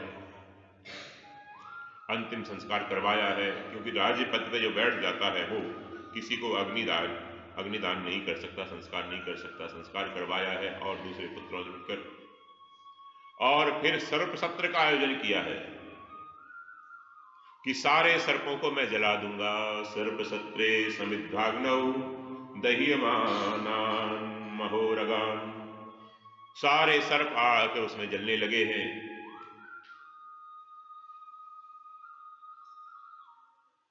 लेकिन उसी समय जरत्कारु ऋषि का पुत्र आस्तिक वहां आया है और आस्तिक ने वरदान मांगा है। क्या वरदान मांगते हो? बोले देने का वचन दो, ये यज्ञ बंद कर दो तुम। क्यों? मैंने कहा था ना कि जो मांगूंगा दोगे, तो मैं यही दक्षिणा मांगता हूं, यज्ञ बंद कर दो। आस्तिक ने कहा क्यों? बोले देखो ये जो सर्प हैं, ये सर्प भी ब्रह्मा जी ने बनाए हैं तो सृष्टि के हित के लिए बनाए हैं। होता क्या है, बाहर की अभी तो फैक्ट्री आ गई, उस समय होता क्या था, आज भी होता है कि अब जब आप श्वास खींचते हैं तो ऑक्सीजन लेते हैं, विज्ञान भी कहता है, और छोड़ते हैं तो कार्बन डाइऑक्साइड छोड़ते हैं। अब वापस आप कार्बन डाइऑक्साइड लें तो आपका जीवन तो संकट में जाएगा, आप मर जाएंगे। CO2 लें वापस तो मर जाएंगे आप। तो जो आप CO2 छोड़ते हैं उसको, उस एयर में से CO2 खींचकर, जहरीली कार्बन खींचकर और उसको शुद्ध बनाने का काम ये सांप, बिच्छू, गोह, गिरगिट, छिपकली, ये सारे मामा मौसी है ना तुम्हारे, ये सब करते रहते हैं। उसको प्यूरिफाई करते रहते हैं, ऑक्सीजन को शुद्ध करते रहते हैं। अनावश्यक नहीं है ये। कीड़े मकोड़े खाकर अपना गुजारा करते हैं, आपसे तनख्वाह भी नहीं लेते कि आपको हवा शुद्ध करके दे रहे हैं, आप हमको चार्ज करो, पैसा दो हमको, हम आपको शुद्ध हवा दे रहे हैं, उधर से ले जाओ, उधर से, वहां से ले जाओ आराम पे।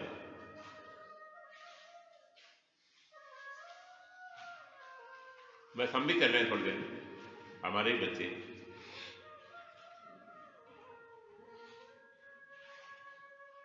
तो हवा को शुद्ध करके देते हैं।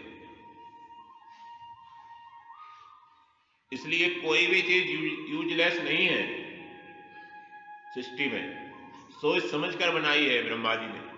लेकिन आज का आदमी क्या समझता है, मेरी बुद्धि ब्रह्मा जी से थोड़ी ज्यादा है, 50 ग्राम ज्यादा है, ब्रह्मा जी की मेरे से थोड़ी कम। ये जो सृष्टि बनाई है ये सोच समझकर बनाई है, इसमें कोई भी चीज बेकार नहीं है। सांप आपको काटता नहीं है, तब काटता है जब आप पैर रख दो उस पर। उसमें भी आपकी आ गई तब न, पैर, हमारा तो पैर पड़ा है 2-3 बार सांप पर हिमाचल में, MP में भी आपकी आ गई तब काटता है। आत्मरक्षा के लिए काट दिया आपने, पैर रख दिया, आप तो 80 किलो के 70 किलो के उसके ऊपर चढ़ गए बेचारे, और वो 2-4-10 किलो का, वो पैर पकड़ के आपसे कहता है छोड़ दो छोड़ दो छोड़ दो, लेकिन आप जल्दी हटते भी नहीं। आत्मरक्षा के लिए काटता है। आपके बगल में बैठा रहे सांप काटेगा नहीं, या डंडा मार दो तो काटेगा, वो देख लेगा इसने डंडा मारा था मेरे को तो काटेगा। ऐसा भी कहावत है कि अगर सांप को मार दो सर्पणी बदला लेती, और सर्पणी को मार दो तो सांप बदला लेता है।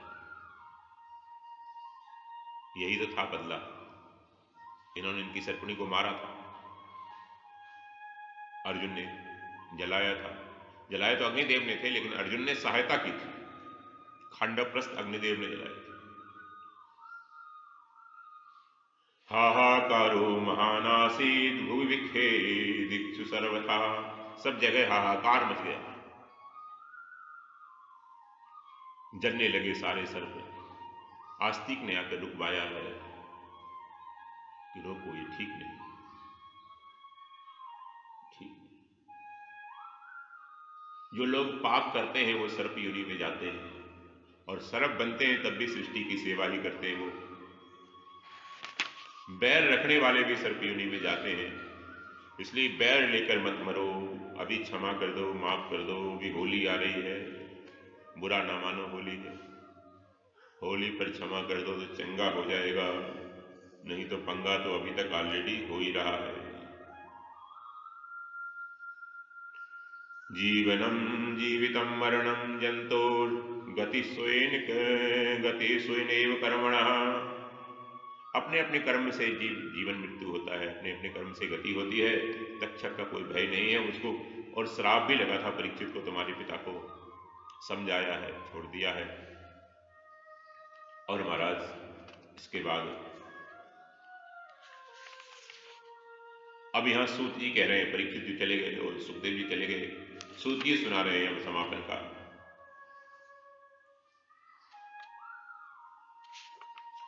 उनकी आज्ञा का श्रोधारी किया है। यहां बृहस्पति जी आए हैं, बृहस्पति जी ने सर्प यज्ञ बंद कराया है। आस्तिक भी आया है, महाभारत में आस्तिक की पूरी कथा है, किसका पुत्र है, कैसा है।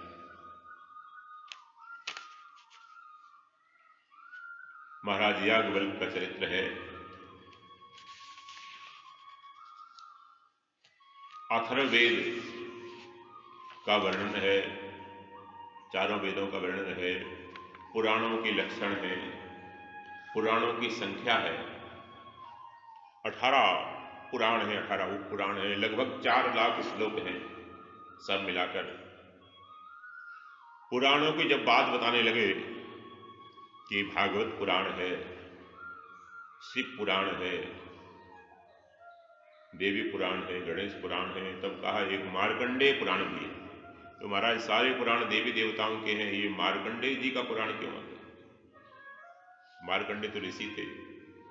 बोले हाँ ऋषि थे, फिर भी मार्कंडेय जी की आयु केवल 12 वर्ष थी। ये नर्मदा किनारा मार्कंडेय ऋषि की तपस्थली। मृकंड सुन सुन का सुरादि से भी सर्वदा नमामि देवी नर्मदा, आप पढ़ते हैं उसमें। तो मार्कंडेय ऋषि की आयु केवल 12 वर्ष थी।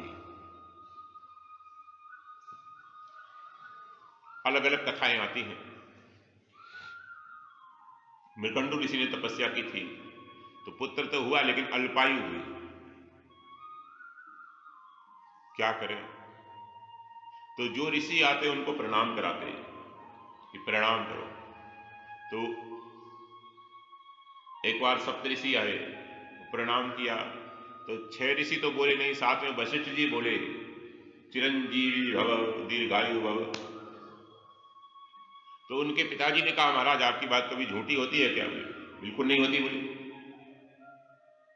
अब तो झूठी हो जाएगी, कैसे हो जाएगी? बोले बालक की आयु देखो। तो माथे की रेखाएं पढ़ी, हाथ की रेखाएं पढ़ी, देखा तो 12 वर्ष होगा, तो 11वां वर्ष चल रहा है, 1 वर्ष बाद मर जाएगा। वशिष्ठ जी ने कहा चलो मैं प्रयास करता हूं। वशिष्ठ जी अपने पिताजी ब्रह्मा जी के पास पहुंच गए। ब्रह्मा जी के पास पहुंच गए और ब्रह्मा जी से कहा जरा आपका रजिस्टर दिखाओ पिताजी। क्या बात? बोले मार्कंडेय का खाता दिखाओ। दिखाया। बोले मार्कंडेय की आयु कितनी है? ब्रह्मा जी ने कहा 12 वर्ष। 12 वर्ष है। बोले पिताजी एक काम करोगे क्या? बोले मैंने तो उसको आशीर्वाद दिया चिरंजीव होने का, मेरी बात भी झूठी ना हो और आपकी बात भी झूठी ना हो। बोले नहीं नहीं बढ़ा नहीं सकता। बोले बढ़ाओ मत, लेकिन आपकी बात भी झूठी मत करो, मेरी भी झूठी मत करो। क्या मतलब? एक की बात तो झूठी होगी, ब्रह्मा जी ने कहा, या तो मेरी बात झूठी होगी या वशिष्ठ तुम्हारी बात झूठी होगी। वशिष्ठ जी ने कहा दोनों की बनी होगी। क्यों? बोले आप 12 का 12 रहने दो, लेकिन 12 वर्ष दिव्य वर्ष से आपके वर्ष से लगा दो, ब्रह्मा जी के वर्ष से। हमारे वर्ष से देवताओं का वर्ष बड़ा होता है। हमारे 6 महीने और देवताओं का 1 दिन, 6 महीने की रात, 6 महीने का दिन। देवताओं के 24 घंटे होते हैं। अभी देवताओं का उत्तरायण शुरू हो गया है 14 जनवरी से, समझ गए? देवताओं का दिन शुरू हो गया है। 6 महीने का दिन होता है देवताओं का। भगवद गीता के 8वें अध्याय में वर्णन है। उत्तरायण सूर्य होते हैं, दिन होता है, और दक्षिणायन में रात्रि होती है। चतुर्मास के 4 महीने और 2 महीने और 14 जनवरी तक ये दिन रहता है। लेकिन उठ जाते हैं ब्रह्म मुहूर्त में देवता। ब्रह्म मुहूर्त कब होता है? दिवाली के 11 दिन बाद जो एकादशी आती है, उस एकादशी को 11 को क्या कहते हैं? देव उठनी एकादशी, देव प्रबोधनी एकादशी। तो देवता उठ जाते हैं ब्रह्म मुहूर्त में। लेकिन देवताओं का जो प्रातः काल सूर्योदय होता है वो अब होता है 14 जनवरी को, पिछले महीने हुआ है, आज से लगभग 1 महीने पहले, 28 दिन पहले ये देवताओं का दिन होता है, सूर्यास्त होता है। लेकिन उठ जाते हैं ब्रह्म मुहूर्त में 2 महीने पहले, और मनुष्यों को शिक्षा देते हैं तुम भी उठ जाओ। तो हमसे बड़े देवताओं का है, देवताओं से बड़ा और दूसरे लोग देवताओं दूसरे लोकों में है, और सबसे बड़ा जो काल है वो ब्रह्मलोक में है। और ब्रह्मा जी तक काल की सीमा में है। ब्रह्मा जी के बाद जो पर ब्रह्म परमात्मा का नित्य स्वरूप है, नित्य धाम है, हमारा आत्मा है जो, वो दोनों कालातीत है। हम भी और परमात्मा भी, अथवा कहो एक ही बात, दोनों कालातीत है। हम भी नहीं मरते, हम में भी कोई दिन रात नहीं होता, 100-200 वर्ष नहीं होता हमें भी। हम भी अनादि हैं और परमात्मा भी अनादि है। हम भी अनंत है, परमात्मा भी अनंत है। तो प्रकृति में काल की दाल गलती है, आत्मा में नहीं गलती है, ब्रह्म में नहीं गलती। तो मार्कंडेय जी को भगवान ने दिव्य आयु दी है। भगवान शंकर की वशिष्ठ जी ने शिव जी का मंत्र दिया है, शिव भक्ति कराई है, और शिव जी की कृपा से, महादेव जी की कृपा से उनको बड़ा उच्च पद मिल गया, वो भी भगवत स्वरूप हो गए भक्ति करते करते। इसलिए मार्कंडेय पुराण में। दूसरी बात, मार्कंडेय ऋषि ने जो भगवान का वर्णन किया है, श्री मार्कंडेय पुराण, भगवती जगदम्बा की महिमा मार्कंडेय पुराण में। आपको सूचना दे दूं कि अब हमारी जो कथा है राजस्थान में, वो मार्कंडेय पुराण पर ही है। यहां से जब हम जा रहे हैं एक तारीख से, 1 मार्च शिवरात्रि से 2 कथाएं तभी यहां हैं एमपी में ही। के बाद जो तीसरी कथा है वो मार्कंडेय पुराण पर ही है इस साल। तो देखेंगे वहां की अगर रिकॉर्डिंग वगैरह होगी तो आपको उपलब्ध कराने का प्रयास करेंगे। वैसे वो कथा गौशाला में है। तो नारायण मार्कंडेय ऋषि ने भगवान शंकर की कृपा से दीर्घायु से प्रदान प्राप्त किया है। और मार्कंडेय ऋषि ऐसे हैं जिन्होंने भगवान की माया देखी। नर्मदा किनारे मार्कंडेय ऋषि तपस्या करते रहते हैं, और जो भक्त होते हैं उनको दर्शन देते हैं। मार्कंडेय जी का स्मरण करना चाहिए। दीर्घायु चाहते हैं तो, निर्विकार जीवन चाहते हैं, भगवान की भक्ति चाहते हैं। मार्कंडेय जी देवी के भी भक्त हैं और भगवान भोलेनाथ के भी भक्त हैं, नारायण के भी भक्त हैं, सबके भक्त हैं। ऐसे महापुरुष हैं। जैसे वर्तमान में रामकृष्ण परमहंस हुए एक संत, तो रामकृष्ण परमहंस सबके भक्त, वैष्णव भी हैं, शैव भी हुए, शाक्य भी हुए, गाणपति भी हुए, सौरी हुए, पंचदेवों की उपासना की उनकी। ऐसे ही मार्कंडेय ऋषि। तो मार्कंडेय ऋषि का स्मरण करना चाहिए। जिनका आप स्मरण करते हो, चिंतन करते हो, उनके गुण आते हैं, उनके गुण आप में, उनकी क्वालिटी आपके अंदर ट्रांसफर होने लगती है। जिनका आप चिंतन करते हो, जिनकी फिल्में देखते हो, जिनकी बैटिंग देखते हो, मैच देखते हो, जिनको आप रोल मॉडल मानते हो, आइकॉन मानते हो, हीरो मानते हो, उनके गुण अब में आने लगते हैं। इसलिए महापुरुषों को, महान नारियों को अपने जीवन का, भक्तों को अपने जीवन का आइकॉन बनाओ, तो उनकी क्वालिटी तुम्हारे अंदर आ जाएगी। अब तुम इनको, चोरों को, कंजरों को अपना आइकॉन बनाते हो। उसके झुमका है, मेरे झुमका नहीं है, उनसे तुलना करते हो अपनी। उसके पास इतना सोना है, मेरे पास नहीं है, इतनी गाड़ियां हमारे पास नहीं है, तो दुख तो होगा ही फिर तो, क्योंकि वो दुखी है, उसका गुण आ गया। उसके पास बहुत सोना है फिर भी वो दुखी है, उसका गुण आ गया ना आप में, आप भी टेंशन में रहने लगे। इसलिए मार्कंडेय ऋषि का स्मरण करना चाहिए। मार्कंडेय जी 8वें चिरंजीवी हैं। 8वें नहीं कह सकते, यहां 7 चिरंजीवी हैं ये मार्कंडेय के, लगभग उससे बाद के हैं। अश्वत्थामा बलिर्व्यासो हनुमांश्च विभीषणः कृपश्च परशुरामश्च सप्तैते चिरजीविनः तथा अष्टमहु मार्कंडेय, आठवें मार्कंडेय जी। 7 चिरंजीवी एक ही श्लोक में।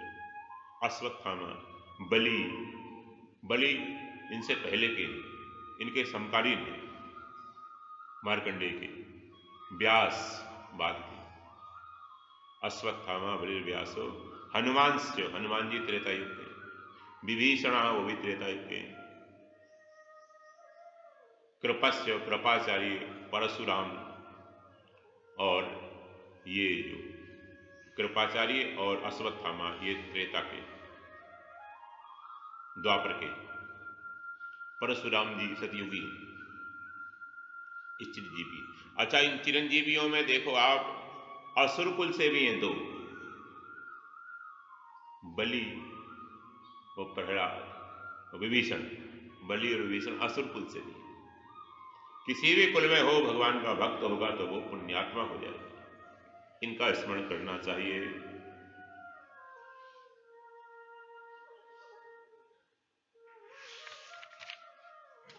ऐसे महाराज मार्कंडेय का चरित्र वर्णन किया है।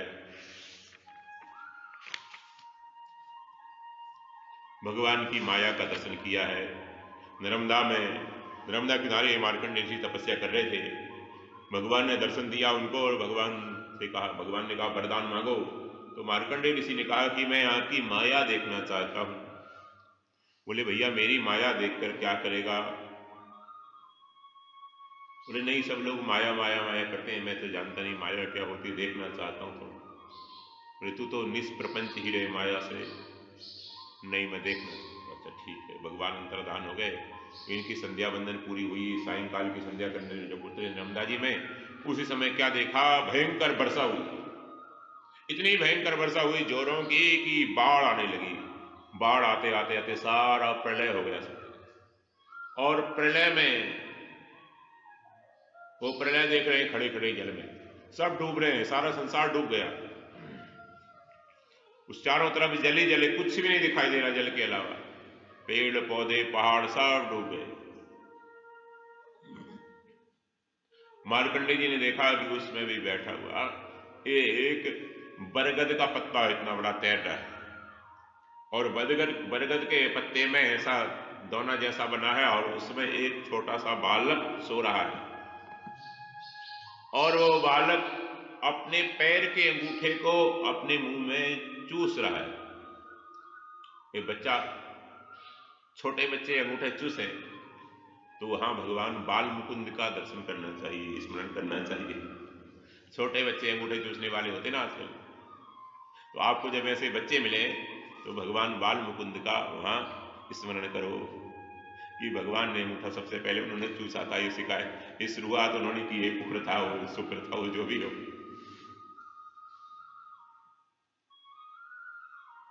बटस्पत्रम पुटे शयानम बालम मुकुंदम मनसा स्मरामि करारविंदे न पदारविंदम। यहां शुरू होता है श्लोक। अपने करारविंद, कर रूपी हस्त कमल से, अरविंद माने कमल, हस्त कमल से चरण कमल को पकड़कर लेटे हैं और पैर का अंगूठा चूस रहे हैं लेट कर। छोटे बच्चे जैसे लेट के चूसते हैं ऐसे चूस रहे हैं भगवान।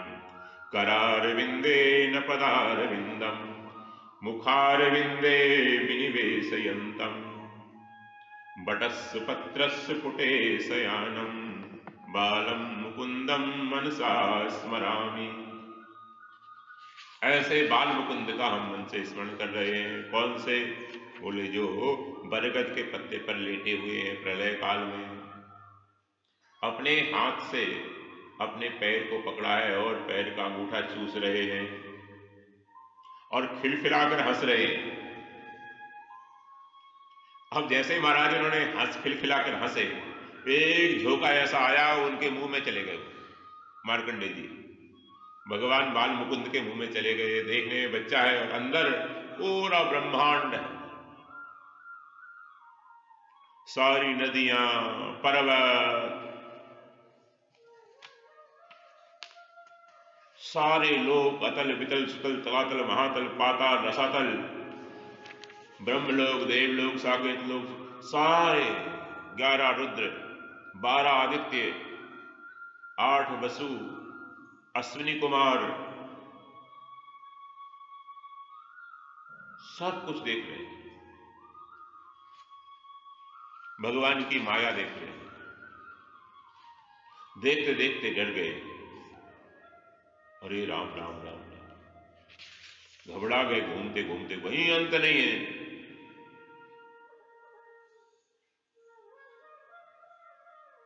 जैसे खूब देख लिया, भाल लिया, और जैसे ही देख भगवान ने प्रश्वास लिया और बाहर आ गए।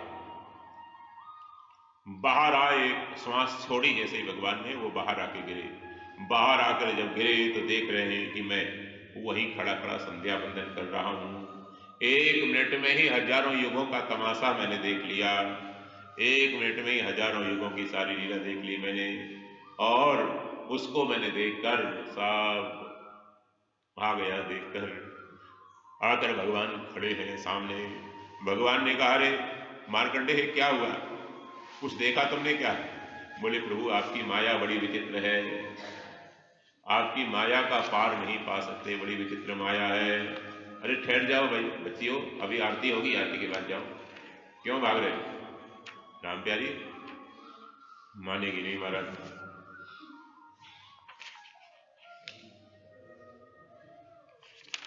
ऐसे मार्कंडेय ऋषि का चरित्र वर्णन किया है महाराज 2-3 अध्यायों में। भगवान के अंग उपांग, आयुध, शंख चक्र गदा पद्म आदि का वर्णन है। सूर्य गणों का वर्णन है, ठाकुर जी के स्वरूप का वर्णन है, उनका ध्यान करना चाहिए उसका वर्णन है। और भागवत की जो संक्षिप्त सूची फिर से बताई है, इंडेक्स कौन से अध्याय में क्या है, ये सब बताया है। और अब कलयुग के दोषों से बचने के लिए कहा कि वो बस एक ही काम करे, भगवान से प्रार्थना करे कि हे नाथ, हे प्रभु, आप ही एकमात्र मेरी गति हैं, आप ही एकमात्र मेरे स्वामी हैं, नाथ हैं, आपके चरणों में मेरी भक्ति बनी रहे, बस यही कृपा करो।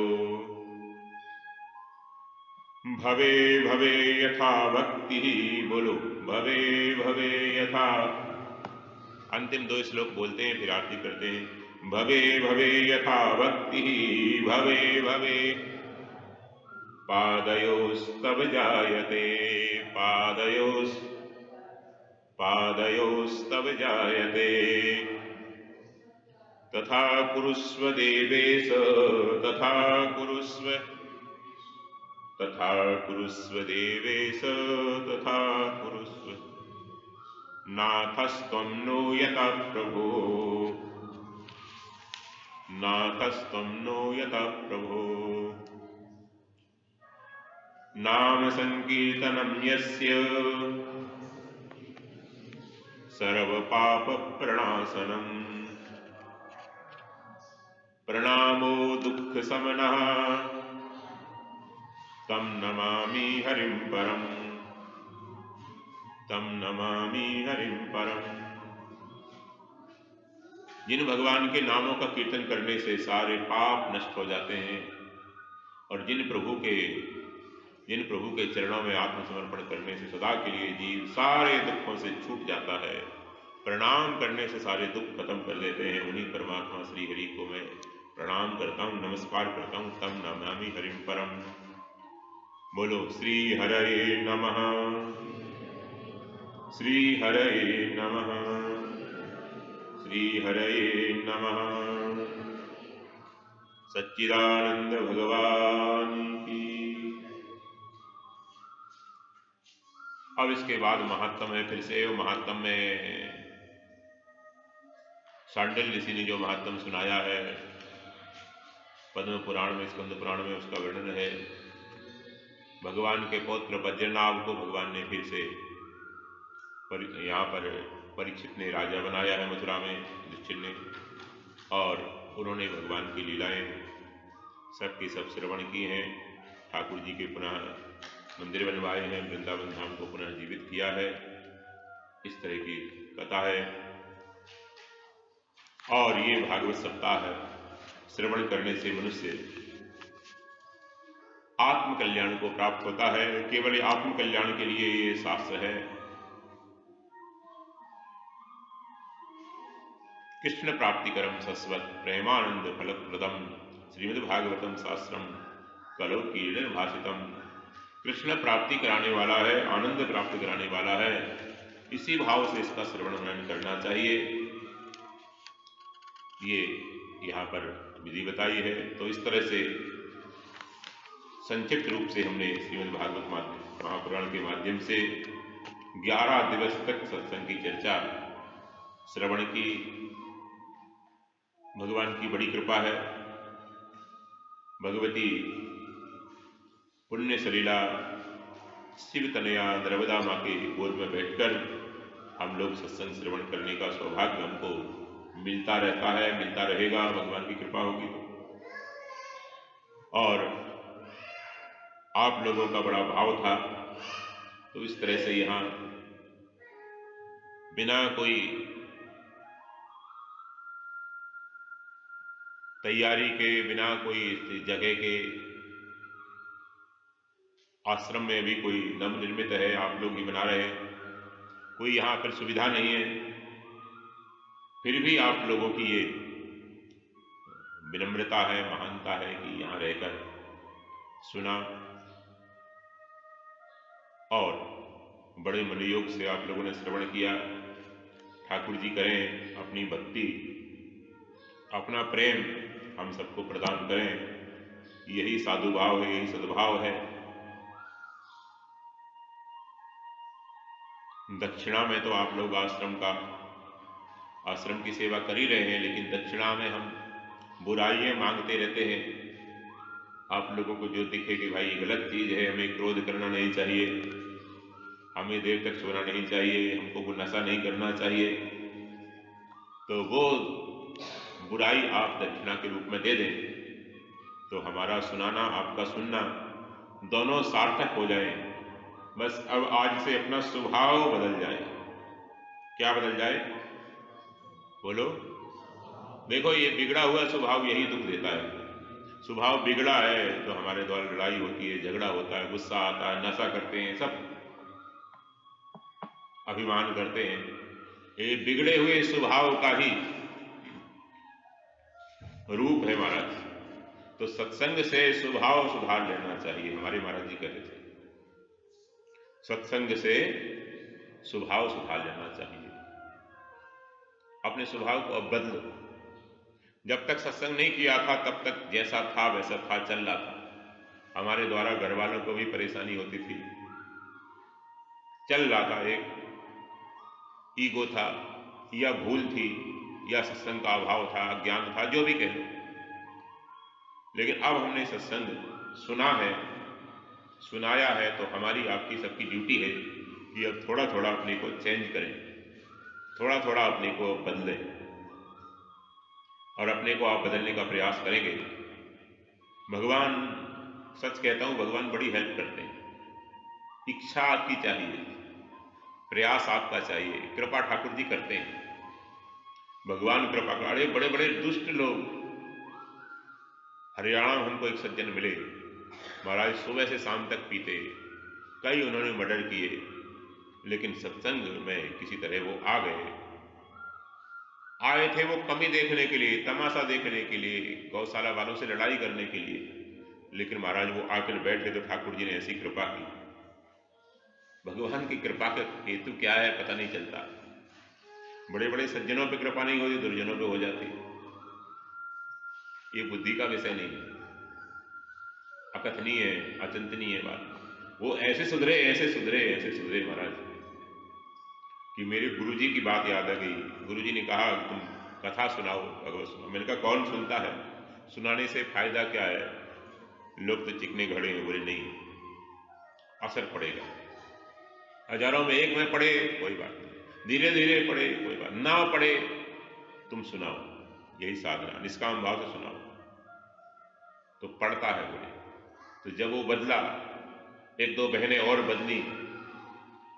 एक बहन थी महाराज हरियाणा में ही, उसका काम था कि लोगों को झूठे केस में फंसा देना कि हमारे साथ उन्होंने दुराचार का प्रयास किया, कपड़े वपड़े फाड़ के चले जाती पुलिस स्टेशन, लोगों को फंसाती, लोगों को करती। तो हमसे लोगों ने कहा महाराज एक गांव में एक देवी ऐसी रहती है। तो मैंने कहा बुलाओ कभी उसको सत्संग में। बोले वो नहीं आती। शाम को हम घूमने गए तो वो भी कहीं मार्केट तरफ से आ रही थी, वो बहन जी वो भी मिल गई हमें। तो हमने कहा, प्रणाम किया उन्होंने। हमने कहा बहन जी सत्संग में आओ कल आप। बोले महाराज मेरे को टाइम नहीं, साफ कह दिया मेरे को टाइम नहीं है। अब सत्संग से ज़्यादा जरूरी क्या है ये हमको समझ में आता नहीं। उन्होंने मना कर दिया टाइम नहीं। तो हमने कहा कोई बात नहीं, आप 1 घंटे को आ जाए, 1 घंटे को आ जाए। तो महाराज आ गए 1 घंटे को। वो दूसरा दिन था जब हमने कहा था, तीसरे दिन से 1 घंटे को आ गई, फिर आती रही। आते आते कथा में ये बात आई कि महाराज किसी के हाथ कोई धोखा करता है, किसी की झूठी गवाही देता है, झूठे केस में फंसाता है, तो पंचम स्कंद के अंत में ये बात आती है कि कौन कौन से नरकों में उसको जाना पड़ता है, कैसे उसको भोगना पड़ता है। ये बात सुनकर वो रोने लगी, वो बहन, और खूब रोई महाराज। और सब उनकी तरफ देखने लगे, हिचकियां बांधते क्यों रो रही है, क्या हो गया। हमको तो सिग्नल मिल गया क्यों रो रही। पश्चाताप हो गया उसको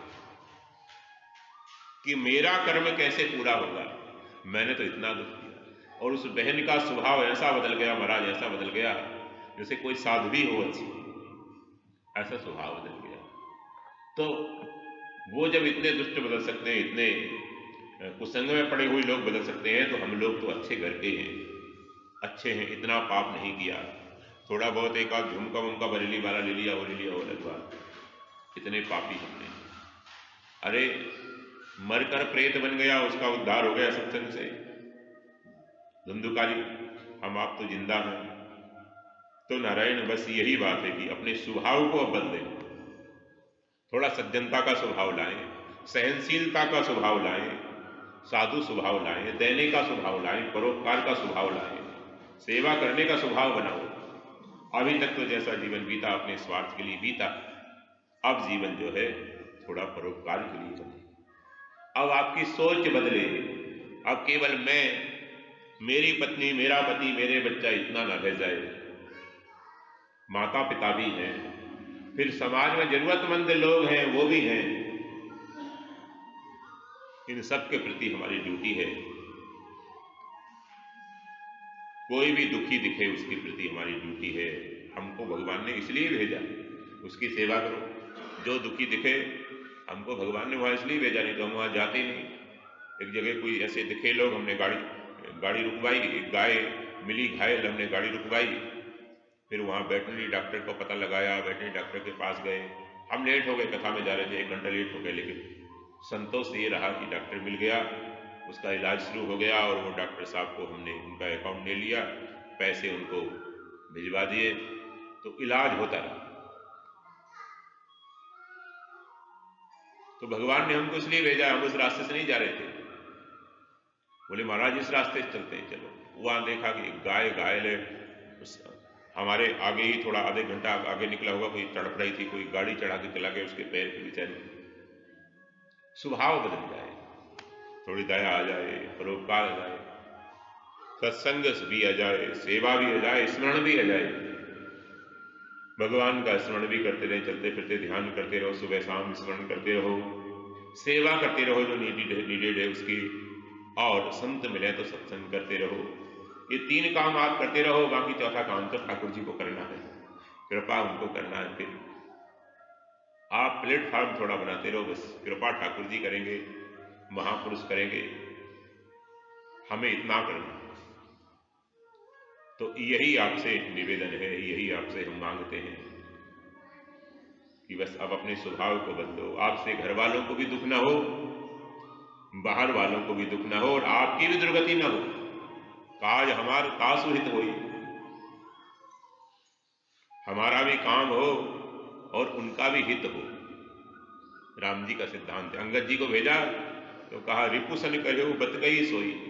इसी तरह बातचीत करना, डायलॉग करना शत्रु के साथ में जाकर कि काज हमार तासु हित होई, हमारा तो काम बन जाए और रावण का हित हो जाए। मैं हित नहीं चाहता उसका, काज हमारो तासु हित होई। तो हमारा काम हो जाए, जीवन सार्थक हो जाए और दूसरों का भला हो जाए। बस इतना सा फंडा, इतना सा सूत्र है, इसको याद करो। हमारा तो काम बन जाए, हमारा जीवन सार्थक हो जाए, ह्यूमन लाइफ सक्सेस हो जाए और दूसरों का हित हो जाए हमारे द्वारा, बस।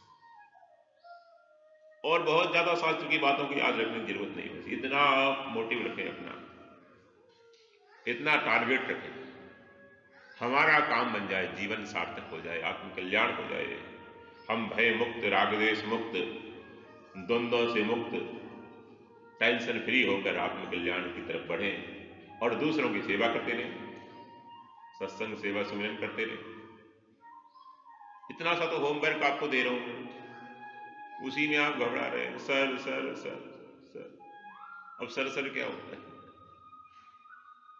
इतना सा होमवर्क आपको दे, काज हमार तासुहित होई,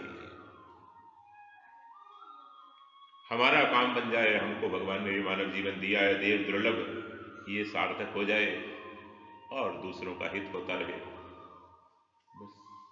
जितना कर सकें, जितना कर सको, इसी सद्भाव के साथ ये सत्संग यहाँ विराम ले रहा है। फिर दोबारा यहाँ आना होगा, फिर होगा। हमारा तो ऐसा विचार है, कोई ऐसे यहाँ संत आते रहे, सत्संग चलता रहे। कई जगह ऐसे केंद्र हमने बनवाए हैं कि 12 महीने सत्संग चलता है। तो आप लोगों का सत्संकल्प होगा तो ये भी ठाकुर जी कृपा करेंगे, सत्संग चलता रहे। ये सत्संग हाल बनाई इसलिए कोई ना कोई महापुरुष यहाँ विराजमान रहे, सत्संग करने वाले अच्छे, कंचन कामनी से दूर अच्छे संत रहे और सत्संग चलता रहे। लोभी ना हो हमारे जैसे, कोई कामी ना हो, क्रोधी ना हो, नशेड़ी ना हो, अच्छे संत मिलते रहे। तो भाई हमारी क्लास अटेंड करते हो आप, तो ये प्राइमरी की क्लास है, मिडिल में भी जाओगे अच्छे भी मिलेंगे, और हाई स्कूल में भी जाओगे और अच्छे मिलेंगे, फिर कॉलेज में भी जाओगे, सेकेंडरी भी जाओगे, कॉलेज में भी जाओगे, पीजी भी करोगे, पीएचडी भी करोगे, सब करना है आप। ये तो बिगिनिंग है कि भागवत सुन ली हमने, वैसे और नहीं सुनना है, ऐसा नहीं। ये तो बिगिनिंग है, केजी है, ये तो प्ले स्कूल है। अभी तो प्ले स्कूल है, इसलिए तो मैं प्ले करते रहता हूं। देखो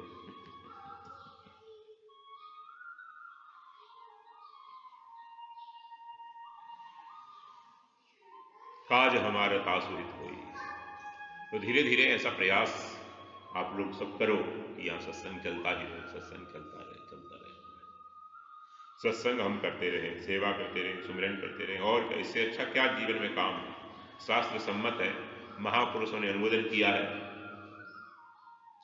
कहीं कोई जिसका रिजल्ट में कहीं कोई प्रत्यवाही नहीं, कोई खराबी नहीं है, कोई रिएक्शन गलत नहीं दिख रहा है इसका, ऐसे एक्शन है ये। तो प्रयास करेंगे कि चलता रहे, अच्छे अच्छे संत आते रहे, 1 महीने की सेवा दें, 2 महीने की सेवा दें, अपनी वाणी से, अपने जीवन से। कि संतों के लिए भी कुटियाएं कुछ यहाँ बनना है, और आप लोगों के लिए भी भक्त निवास भी बनना है, संत निवास भी बनना है। तो जल्दी से संत निवास वगैरह सब बने और संत आते रहे, सत्संग चलते रहे, गांव से लोग आते रहे, आसपास के गांवों से आते रहे। सत्संग में रुचि क्षेत्र में कम है, मध्य प्रदेश में ही कम है, इस क्षेत्र में और भी कम है। सेवा में तो है, संत आते हैं, सेवा करते हैं लोग, लेकिन सत्संग की रुचि कम है। हमारा भाव ये, हमारा निवेदन ये है कि सत्संग में रुचि बढ़े, कुसंग से अपने आप हटेंगे, आपके बच्चों में भी संस्कार पड़े, उनके बच्चों में भी संस्कार पड़े, ये परंपरा चलती रहे। अभी इतना कलयुग नहीं आया है, अभी डरो मत, इसलिए चलता रहे। हमारा बस रहे तो नर्मदा किनारे हर 10-20 किलोमीटर में से बना दें, क्योंकि हम लोग नर्मदा परिक्रमा करते हैं, सत्संग नहीं मिलता, तो परिक्रमा करके फिर वैसे के वैसे रहते हैं। फिर भाई भाई झगड़ा करता है, फिर बाप बेटे झगड़ा करते हैं, सास बहू झगड़ा करते हैं। तो परिक्रमा में बदलते क्यों नहीं? क्योंकि सत्संग नहीं मिलता। लेकिन महाराज हमारे कहने से क्या होता है? लोग सहयोग करें तो हो सकता है। मध्य प्रदेश में तो ये महाराज मुश्किल दिख रहा है। चैन बन जाए पूरी सत्संग भवनों की, हर 20-25 किलोमीटर सत्संग चलता है। आज सुबह यह सत्संग सुन के गया कोई परिक्रमवासी साधक, शाम को जहां पहुंचे फिर उनको सत्संग में मिले, भोजन में मिले, रहने की जगह भी मिले, पूरी चैन बन जाए। लेकिन हमारे कहने से क्या होता है? बिल्ली के सोचने से छींका टूटेगा नहीं। ठाकुर जी करें, अच्छे अच्छे लोग समाज के आगे आए, सहयोग करें तो हो सकता है। ऐसा विचार आया, देखो कोई संकल्प नहीं किया, कोई अभी एक्शन भी नहीं लिया, कोई जगह भी देखने नहीं गए, तो एक विचार आया तो आपके सामने बता दिया, रखा, ठाकुर जी के चरणों में निवेदन किया।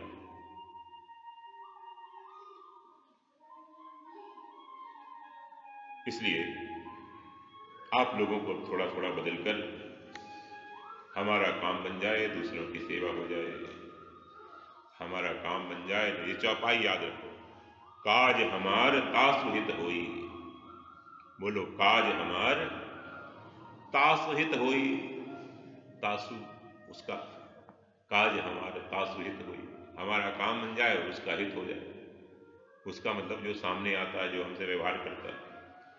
1 घंटे के लिए कोई मिले आपसे तो उसको सत्संग की बात बता दो, उसको प्रेम से बोल दो, उसके दुख सुन लो, कुछ नहीं है तो। एक भाई आके हमारे पास आके रोने लगे। मैंने कहा रो क्यों रहे, बात बताओ। बोले महाराज रो तो रहने दो, मेरे को कोई मैं किसके पास रोऊं जाके, ऐसे दिखाई भी नहीं देता, इसलिए संतों के पास आ जाओ, रो ले। आधा घंटा उसने रो लिया, फिर बताया अपनी बात, हल्का हो गया। अब बोल। महाराज बेटे से दुखी, पत्नी से दुखी, नौकरों से दुखी, बड़ी उद्योगपति थे। तो यही सेवा है, कम से कम उसका सुन लो, तुम उसकी व्यथा सुन लो। तो आधा घंटे को भी कोई आपके पास आए, सांत्वना दो उसको सत्संग की 2 बात बताओ, उसको प्रेम करो, उसको आदर दो। जाने लगे तो प्रणाम करो, दूर तक छोड़ कर आओ उसको, गाड़ी तक। प्रेम दो, कोई भी मिले आपसे उसको प्रेम दो, उसको ईर्ष्या मत दो, उसको अहंकार मत दो, उसको ये मत दिखाओ कि तेरे पास तो क्या है, मैं तो तेरा भी ताऊ हूं, ऐसा उसको मत दिखाओ। तू क्या जानता, मैं तेरे से ज्यादा एजुकेटेड हूं, ज्यादा क्वालिफाइड हूं, ऐसा। उसको प्रेम दो, आपके व्यवहार से उसको शांति मिलेगी, यही तो सेवा है। आपकी विनम्रता से उसको शांति मिले, कुछ सीखने को मिले, तो इससे अच्छा क्या है? आपके त्याग से, आपके व्यवहार से। कहीं जाओ तो महाराज जी कहते थे भोजन का समय है तो भोजन कर लो, पानी का समय तो पानी पी लो, नहीं तो पानी की भी आशा मत रखो। हमारा तो ऐसा 1 आध घंटे कहीं जाते हैं, 2-4 घंटे को जाते हैं, जल साथ में ले जाते हैं। सत्संग में भी आते हैं तो जल साथ में मांग लेना पड़े किसी से। सेवा लो कम दो ज्यादा, लो कम दो ज्यादा। तो अब थोड़ा एटीट्यूड चेंज करना है। काज हमार तासु हित होई। श्रीलंका कांड के आरंभ में ही चौपाई, जब अंगद जी जा रहे हैं रावण के पास दूत बनकर, तो भगवान ने कहा रिपुसन करे बत कही सोई। उसी तरह की बातचीत करना, काज हमार तासु हित होई, हमारा काम बन जाए, उसका हित हो जाए, सामने वाले का भला हो जाए और जीवन हमारा सार्थक हो जाए। छल कपट रहित होकर सद्भाव से ऐसे ही व्यवहार करें तो अपने व्यवहार को सुधारें, बुराइयों को छोड़ें, परहित हो दूसरों का, यही निवेदन है। यही मेरे को करना है, यही आपको करना है, हम सबको यही करना है। ओम नमः पार्वती पतये हर हर महादेव। शुक्ला जी आएंगे, आरती की तैयारी करेंगे और आरती करेंगे। अनुष्ठान तो हमारा 7 दिन का हो चुका था, लेकिन जब तक सत्संग चल रहा है आरती तो हो जाए।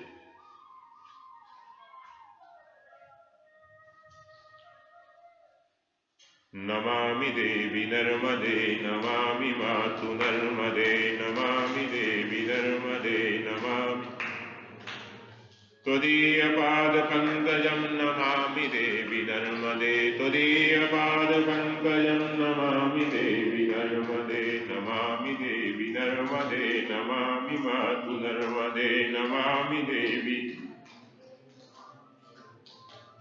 त्वदीयपादपङ्कजं नमामि देवी नर्मदे त्वदीय बोलो नमामि देवी नर्मदे नमामि मातु नर्मदे नमामि देवी नर्मदे नमामि मातु त्वदीयपादपङ्कजं नमामि देवी नर्मदे त्वदीयपादपङ्कजं नमामि देवी नर्मदे नमामि मातु नर्मदे नमामि देवी नर्मदे नमामि मातु त्वदीयपादपङ्कजं नमामि देवी नर्मदे त्वदीयपादपङ्कजं नमामि देवी नर्मदे नमामि मातु नर्मदे नमामि देवी नर्मदे ॐ आरतिक्यं समर्पयामि। ओम जय जगदीश। चलो जगी मांगी ज्योति जली है राम आरती होने लगी है। जगी मांगी ज्योति जली है राम आरती होने लगी है। भक्ति का दीपक प्रेम की ज्योति भक्ति का दीपक प्रेम की ज्योति आरती संत करे दिन राति आरती संत करे दिन राति आनंद की सरिता उभरी है। जगमग जगमग ज्योति जली है राम आरती होने लगी है। आरती हनुमत के मन भावे राम कथा नित शंकर गावे। संतों की यह भीड़ लगी है। जगमग जगमग ज्योति जली है राम आरती होने लगी है। जो मन भावे सो मन भावे जो मन भावे सो मन भावे। प्रभु चरणों में ध्यान लगावे प्रभु चरणों में ध्यान लगावे। वाम भाग्य में जनक लली है वाम भाग्य में जनक लली है। जगमग जगमग ज्योति जली है राम आरती होने लगी है। प्रभुर्गौरं करुणावतारं संसारसारं भुजगेन्द्रहारं सदा वसन्तं हृदयारविन्दे भवं भवानी सहितं नमामि। मन्दारमाला कृपालमाला चितशेखराय दिगम्बराय दिगम्बराय नमः शिवाय त्वमेव माता च पिता त्वमेव बन्धो च सखा त्वमेव त्वमेव विद्या द्रविणं त्वमेव त्वमेव सर्वं मम देव देव। नानासुगन्धि पुष्पाणि यथा कालोद्भवानि च पुष्पाञ्जलिं यदत्तो ज्ञानपरमेश्वर पुष्पाञ्जलिं समर्पयामि। अपना अपना फूल ठाकुर जी के सामने छोड़ देंगे। धर्म की जय हो अधर्म का नाथो प्राणियों में सद्भावना विश्व का कल्याण हो गौ माता की जय हो। नमः पार्वती पतये हर हर महादेव।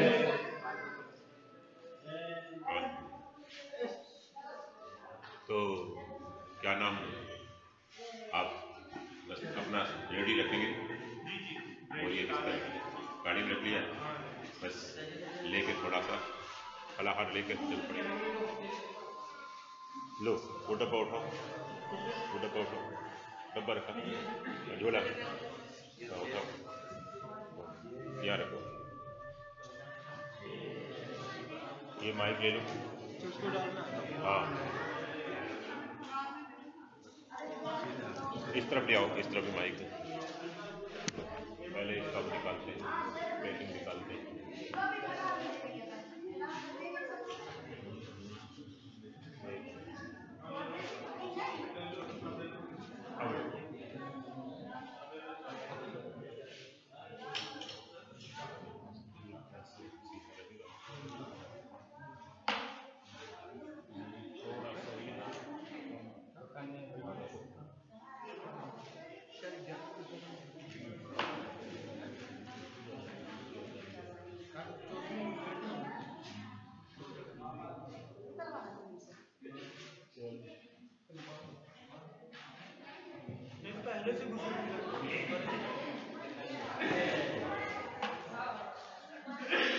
रख दो, ला ले लो, पार्टी लो।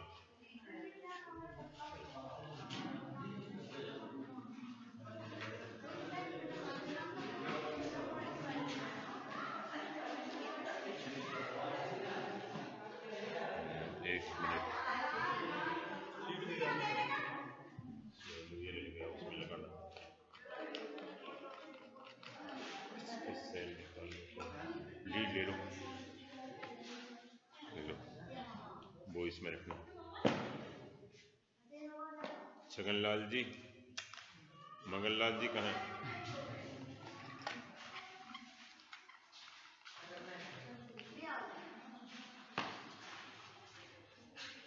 जगमग जगमग ज्योति जली है,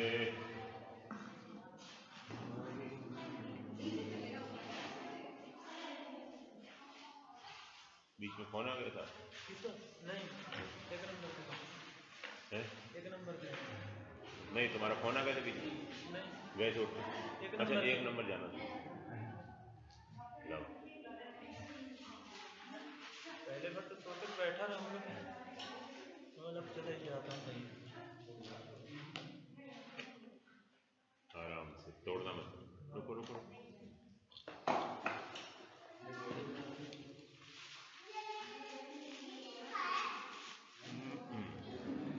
लो इसमें रखो, अब इसमें डालो, जो जैसा वैसे करो उसको, लाओ।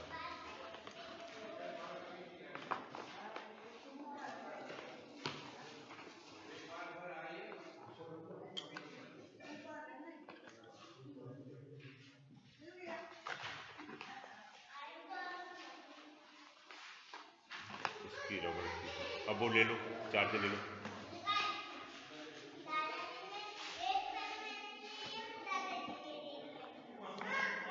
नहीं ये उसका कंप्यूटर का, वो ले आओ, वो लो, उसमें लगा चार्जर। अवधेश को बुलाओ, अवधेश अंदर तो नहीं, इसमें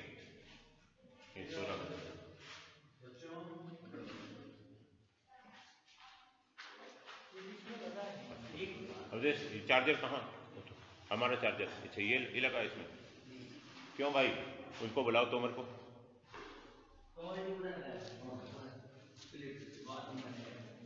ये भी तो कंप्यूटर में लगा है। हाँ तो वो रखा दूसरा चार्जर, वो देखो, वो लग पड़ा। अब ये बोर्ड हमारा अंदर रख देना कमरे में, ये रखा तुम्हारे पैर के पास, ये क्या यार, तुमने मेरी नाक काट दी थी, लंबी थी, दूसरी नाक है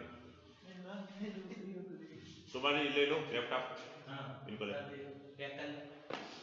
लो, ये हमारे दरवाजे पर जाओ, नीचे से उठाना, आराम से, गिरे ना, सामान ऊपर रखा, आराम से ले जाना।